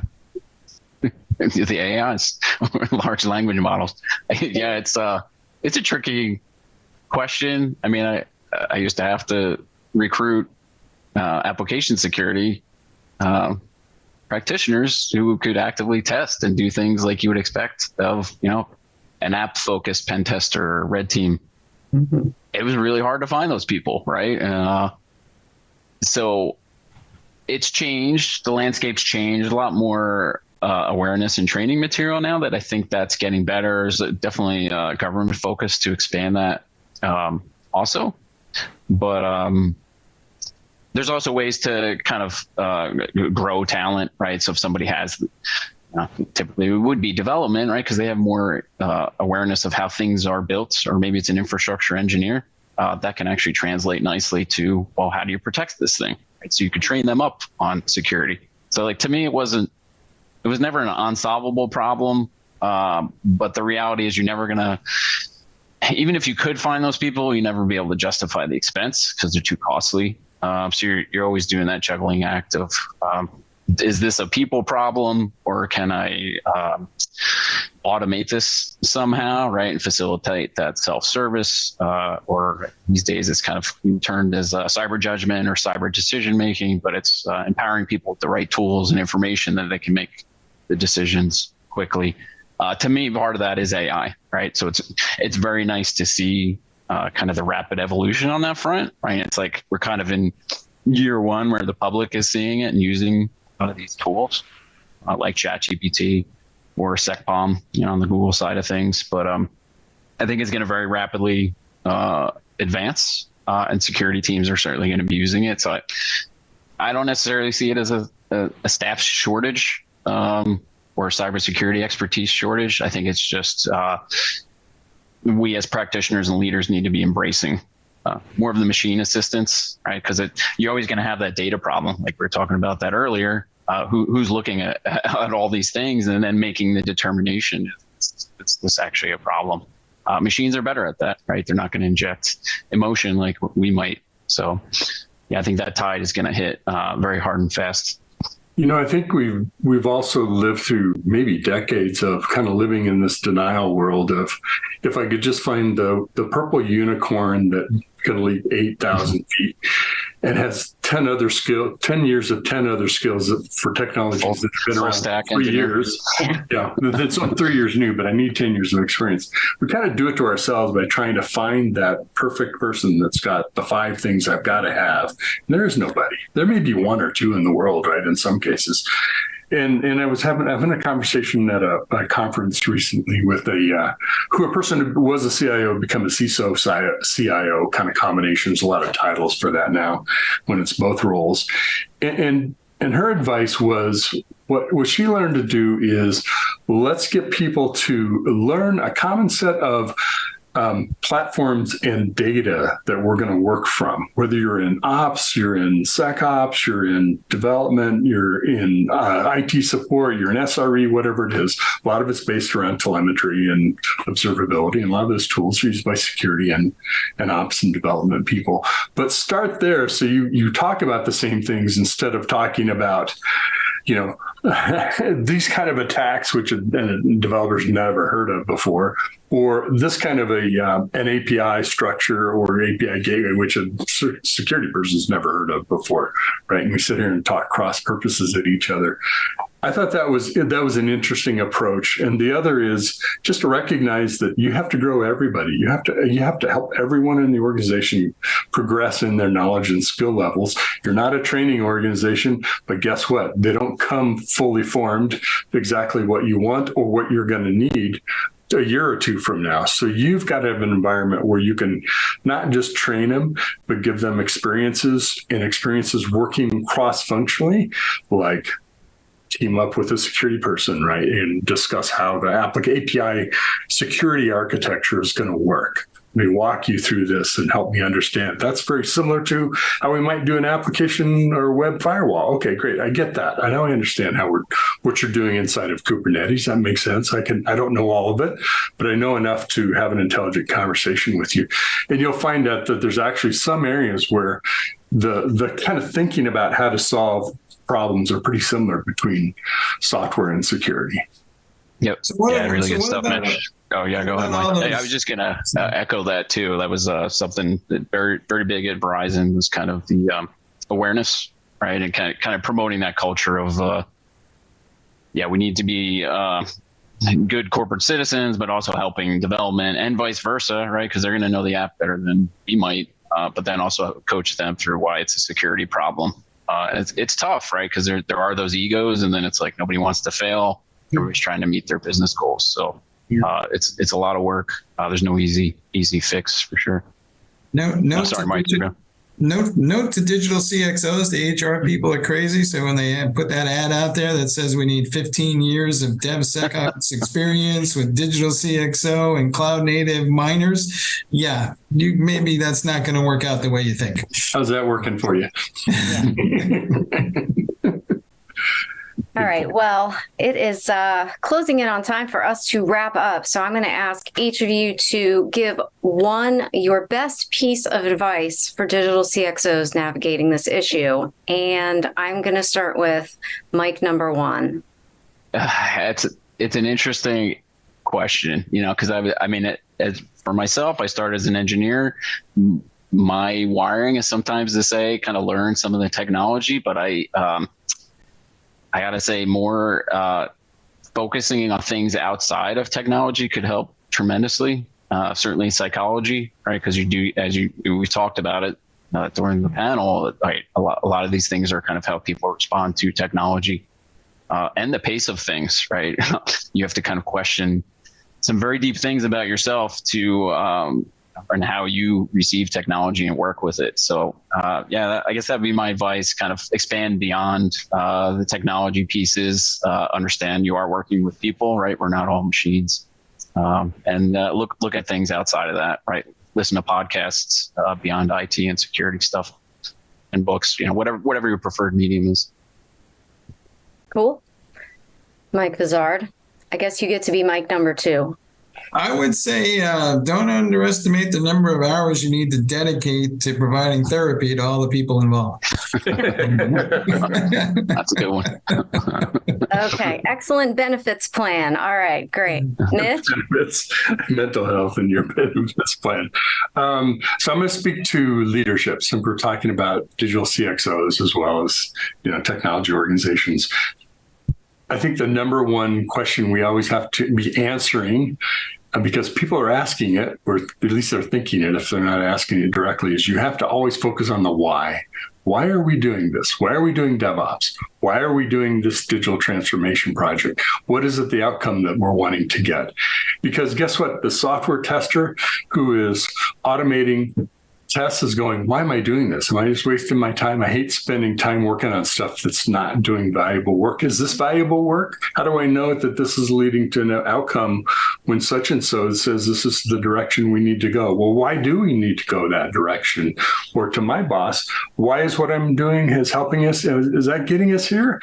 Connect some dots for me. So even if you aren't getting asked why all the time, I think our digital CXO leaders, our IT technology, security leaders always need to be answering or putting the answers out to the why these things are important and how they connect to whatever your business outcome is, short-term, long-term strategy, et cetera. All right, folks. Well, thank you so much for joining us. Mike, and Mitch, thanks so much for hanging out, having this great conversation with me today. Folks, stay tuned. We got a lot more great stuff coming up for you the rest of the day. So don't go anywhere.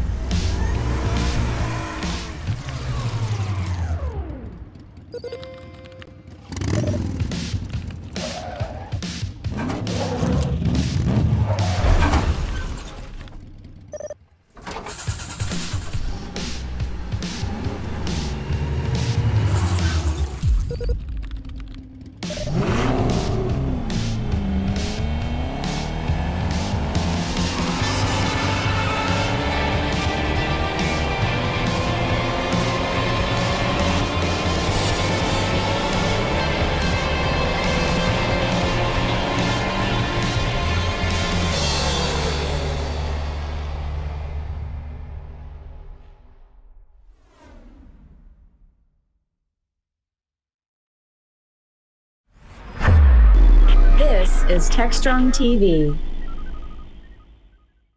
Hey guys, thanks for the throw. We're here with Chris Picard, who is an executive vice president for CAI, working in the commercial side of the business. And we're going to be talking about technical debt. It's that thing nobody else wants to really talk about, but it never goes away. Hey, Chris, welcome to the show. Hi, thanks, Mike. Appreciate it. Glad to be here. We have been struggling with technical debt for as long as I can remember, but we don't seem to have a plan to deal with it. We just kind of let it pile up, and maybe we don't go in and fix things as aggressively as we should, or maybe we just get enamored of that shiny new thing and we forget about it all. But is all this stuff coming back to bite us? Yeah, I think it is at some point, right? It's, to your point, we've been dealing with it for decades. It's I like to use the analogy a CIO once told me. It's a lot like painting the Golden Gate Bridge, right? As soon as you get done, you got to go back and start all over again. And we've seen that with technical debt over the decades, whether it was back in the last recession where everybody was trying to scramble to get things to market.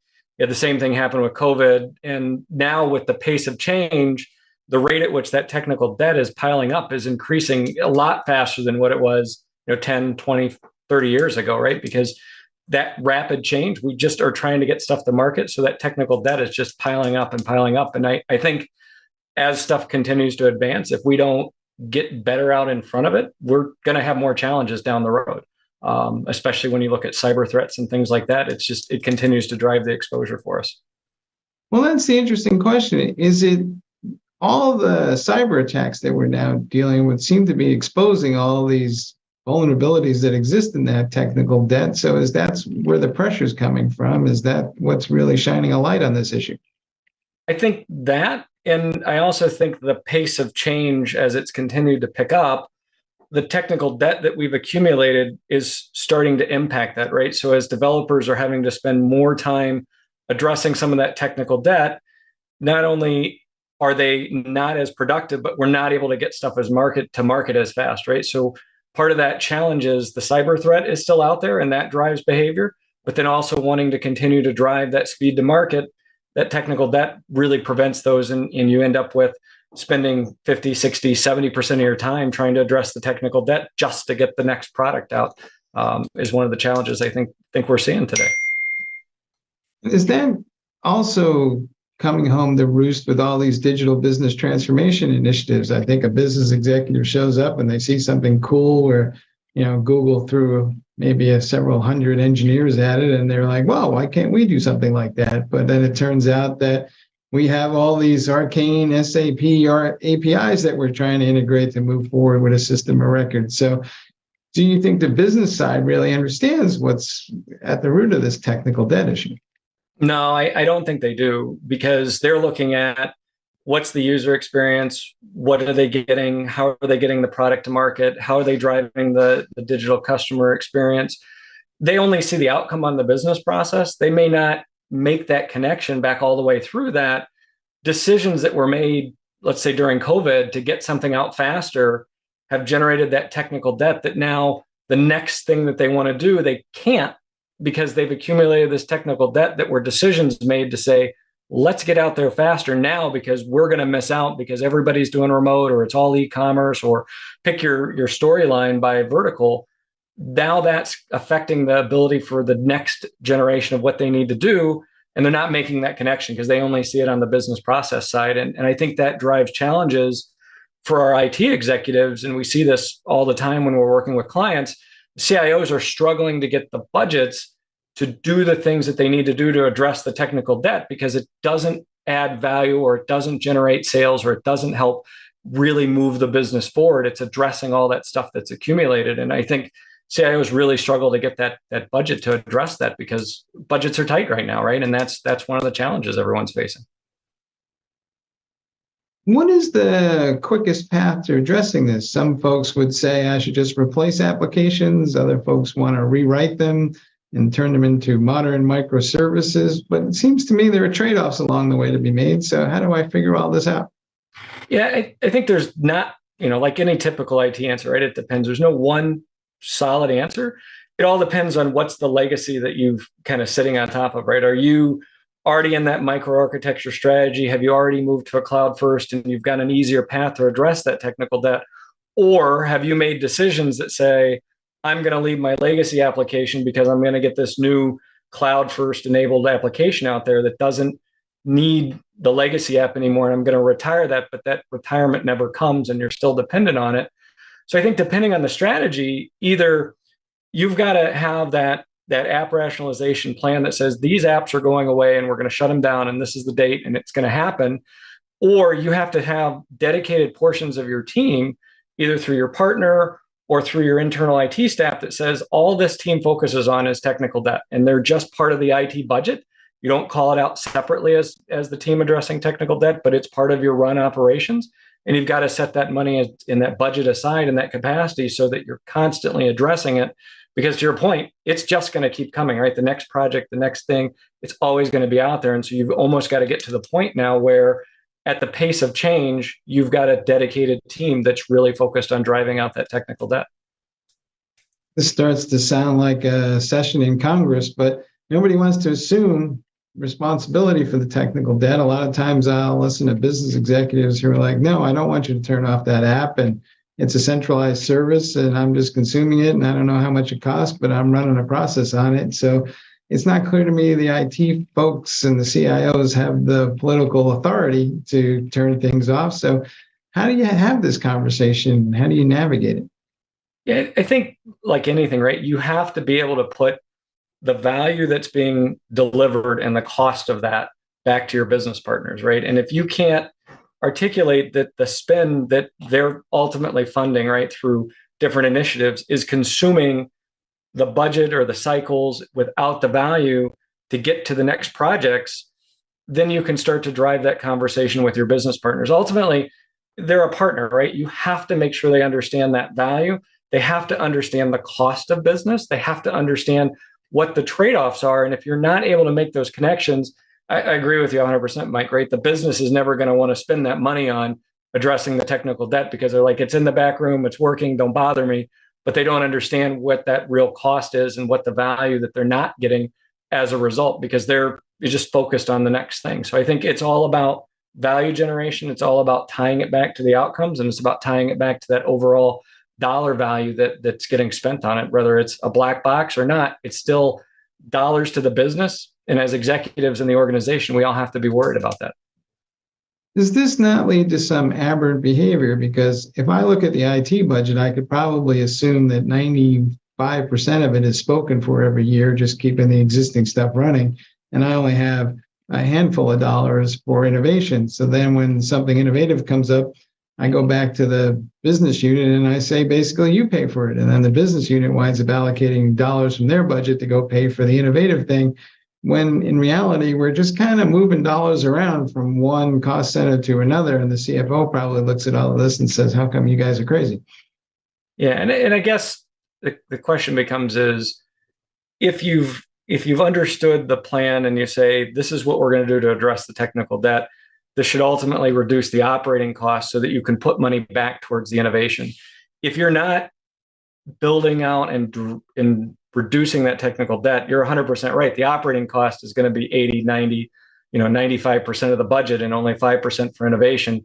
That means you haven't addressed the technical debt. You need to constantly drive that down every year.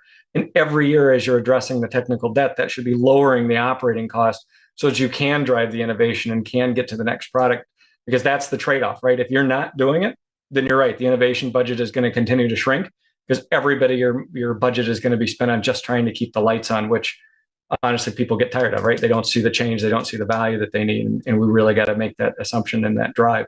So it's really constantly pushing that down. If you're not reducing your operating expense every year, then you're not appropriately addressing your technical debt and you're not having that money for innovation like you should have.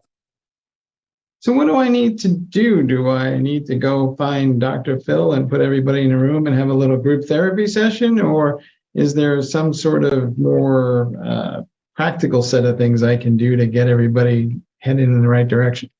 Yeah, I think to me, it's always been about visibility. You gotta paint the picture, right? You gotta put the red up on the wall, say this is where it's broken. These are the problems that we have. This is the impact that it's having.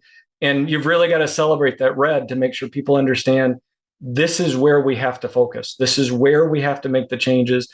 This is where the impact to the business is and how that continues to trend, right? It's if people just see it as the CIO or your chief digital officer saying, hey, we need to fix this, but they don't see that that's growing and compounding every month, every quarter, every year with each new release, then they don't understand the impact, right? It just becomes, yeah, it's that thing that our IT company keeps telling us we need to fix and we need to deal with, but we got all this other stuff we need to spend money on.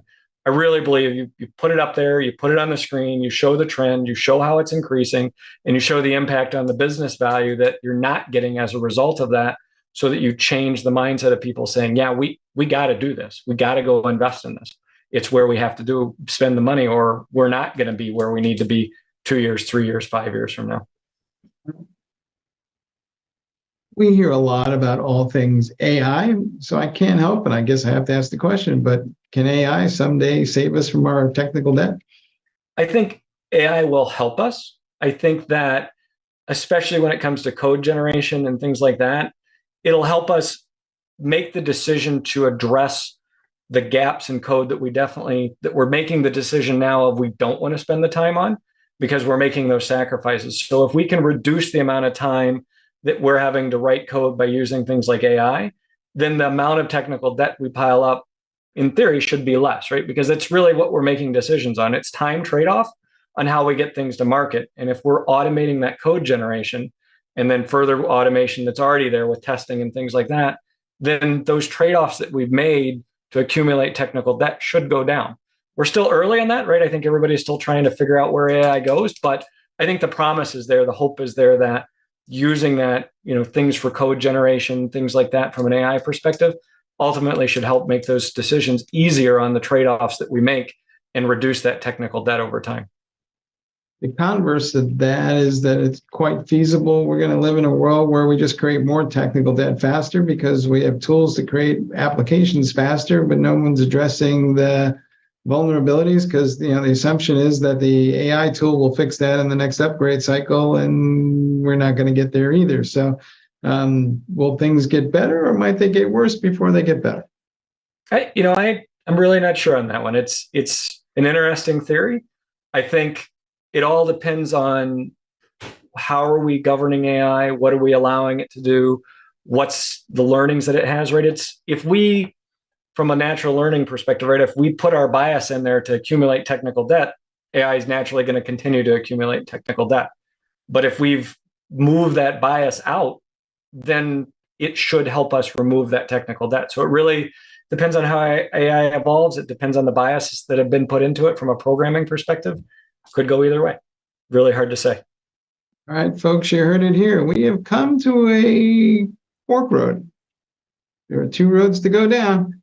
If we think about this and we're smart, one may lead to all kinds of interesting, exciting innovations, and the other one may just take us right off the cliff. Hey, Chris, thanks for being on the show. Appreciate it. Thanks, Mike. All right, and back to you guys in the studio.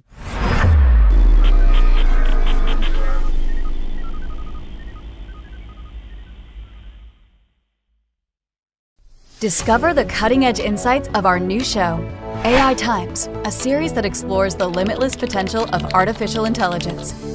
Sponsored by the AI Infrastructure Alliance, the AI Times is at the forefront of the AI revolution, tackling the crucial questions of how we can leverage AI for the betterment of humanity. Stay ahead of the curve as this show delves into all things surrounding AI, including trends, pressing concerns, and the positive impact AI is making around the globe. AI Times.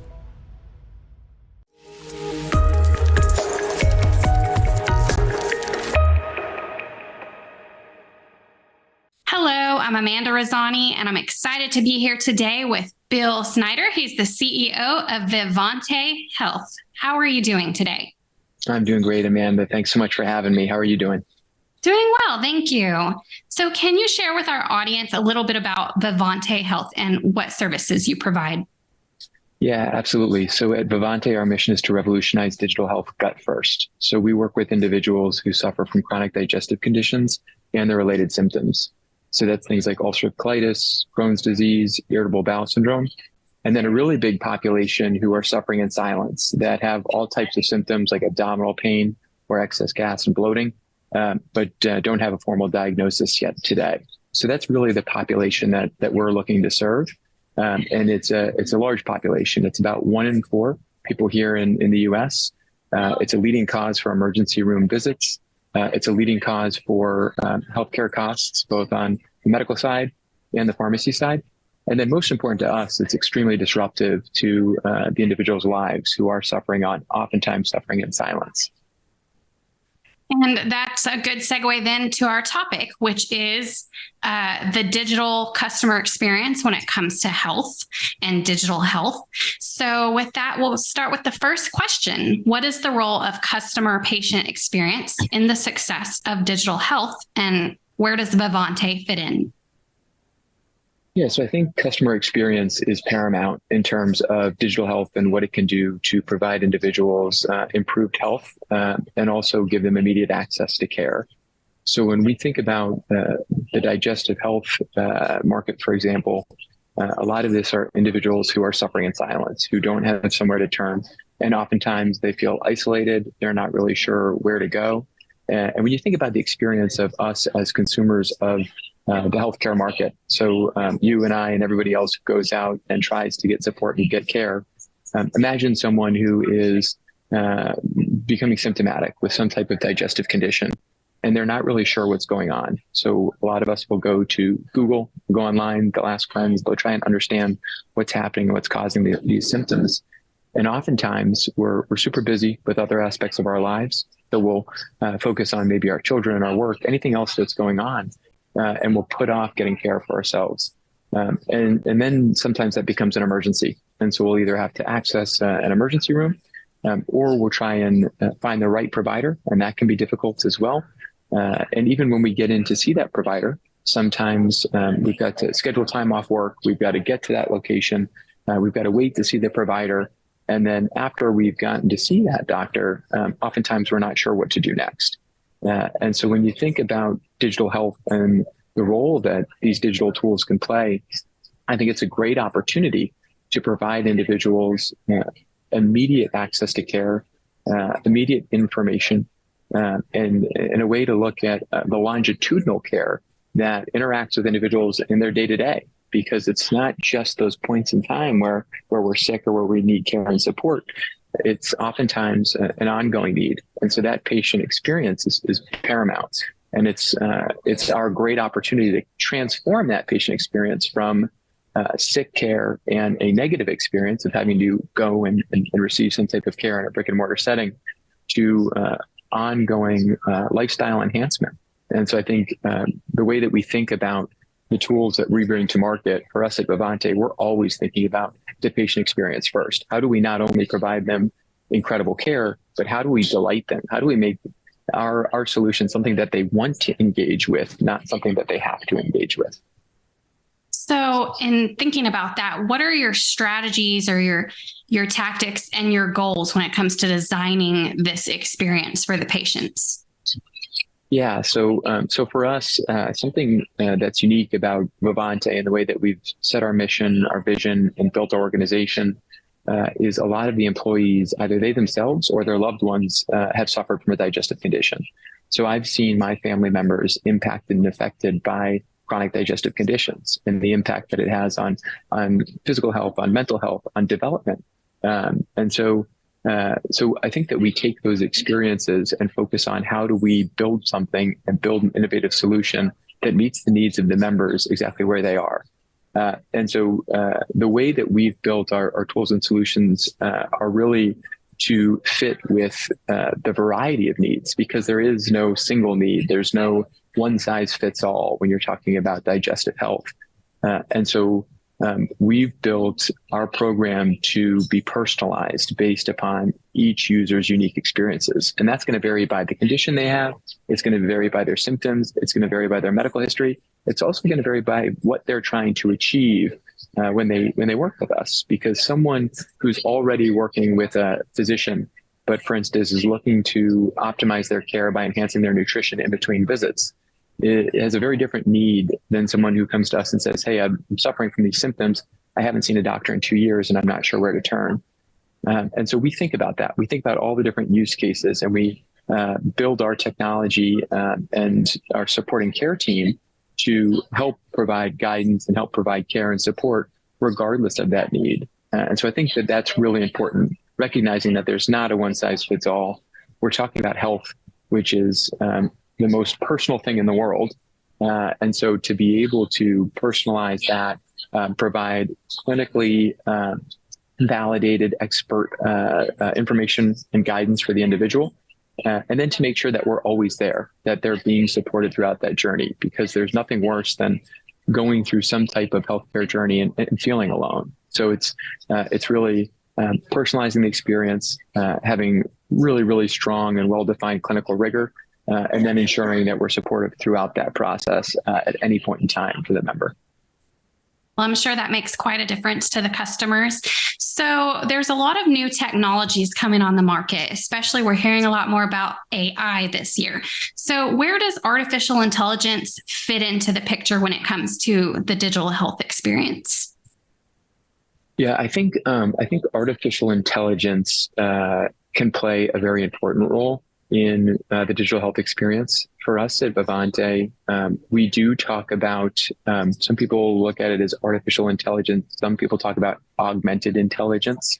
And so the way that we think about these use cases is really about what can we do with technology that gives our care team superpowers. And so as an example, we are leveraging technology for things like pattern recognition. So when we see a whole lot of data from disparate data sources, how can we get smart about recognizing these patterns, feeding that information to our care team so that they can make educated decisions that are based on data, but it's still them making the final decision as opposed to some type of back-end chatbot or anything like that. So I think there's tremendous opportunity with AI and machine learning, but I do think that it's really important to be cognizant of the fact that you still need the human interaction. You still need the clinical folks making the ultimate decision when it comes to providing care for members. And so that's how we've thought about it at Vivante. And it served us really well because it's allowed us to serve members across the country. It's allowed us to scale rapidly, but it's allowed us to make sure that it's our clinicians that are making the final decision in terms of any care that's delivered to our members. So in this industry, are you hearing about any key trends? What's trending right now and what's ahead as far as looking toward the future? Yeah, I think so. I'd be remiss if I didn't say that I think that there is a trend in recognition of the importance of digestive health. So I think that we've certainly seen that. We've seen our message resonating with the market and with members because this is a massive population with significantly unmet needs. And I do see that truly as a trend where more and more people are talking about it, recognizing it. I think that you mentioned, there's certainly a lot of discussion around AI and machine learning. And I do think that there's really unique use cases for that technology. And I think that that can help us do things more quickly, more effectively, more efficiently in terms of some of the ways that we're leveraging that technology to empower our care teams.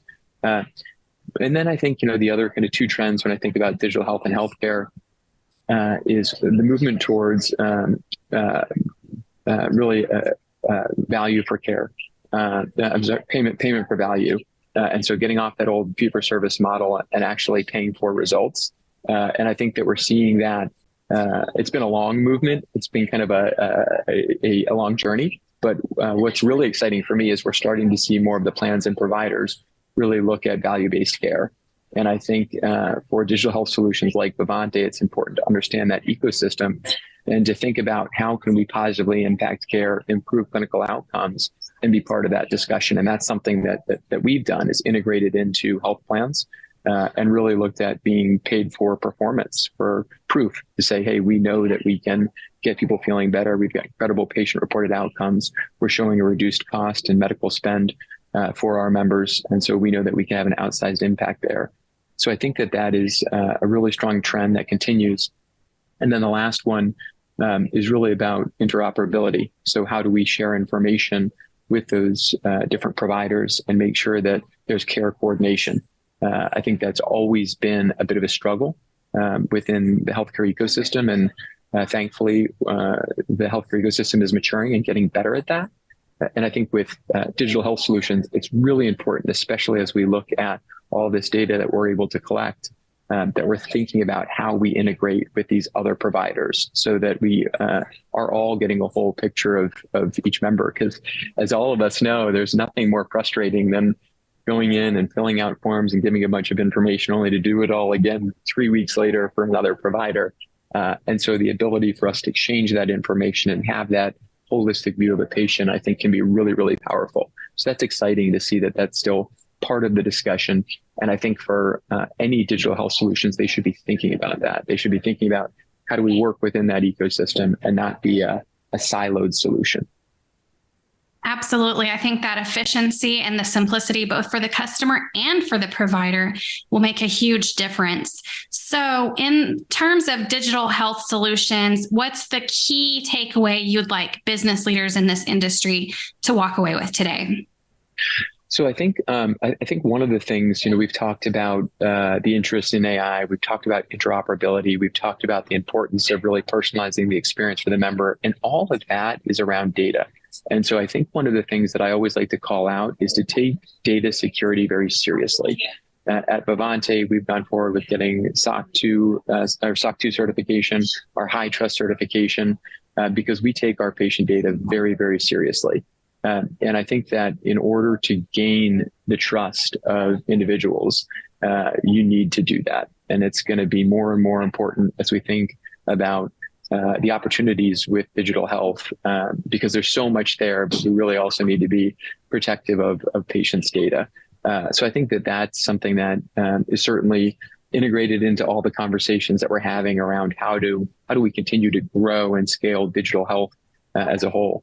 But I think that that's something really important. Is I'm always looking at these organizations that are growing and trying to get into the digital health space. And when I talk to other CEOs and founders, I always remind them that you need to have data security as kind of a big focus as you grow your organization. Absolutely. As with most industries, especially in the health industry, it all seems to come down to the data. Thank you so much for coming on our show today and sharing your insights. Thank you so much for having me, Amanda. I really enjoyed it.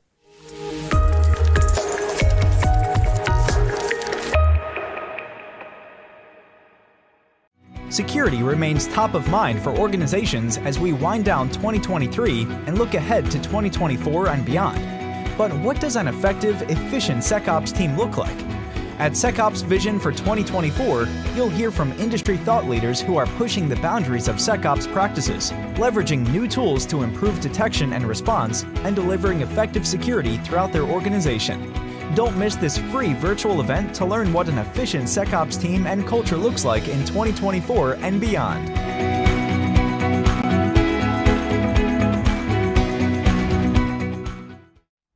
Hi again, everyone. I hope you all enjoyed today's episode of Techstrong TV. We had an amazing set of interviews with industry professionals to give you the inside scoop into the tech world. We'll be back again soon, so I hope to see you then. In the meantime, though, if you want more Techstrong TV content, be sure to check out our podcasts or download our mobile app. Thank you so much for watching, and I hope you have a wonderful rest of your day. As always, stay strong. Techstrong.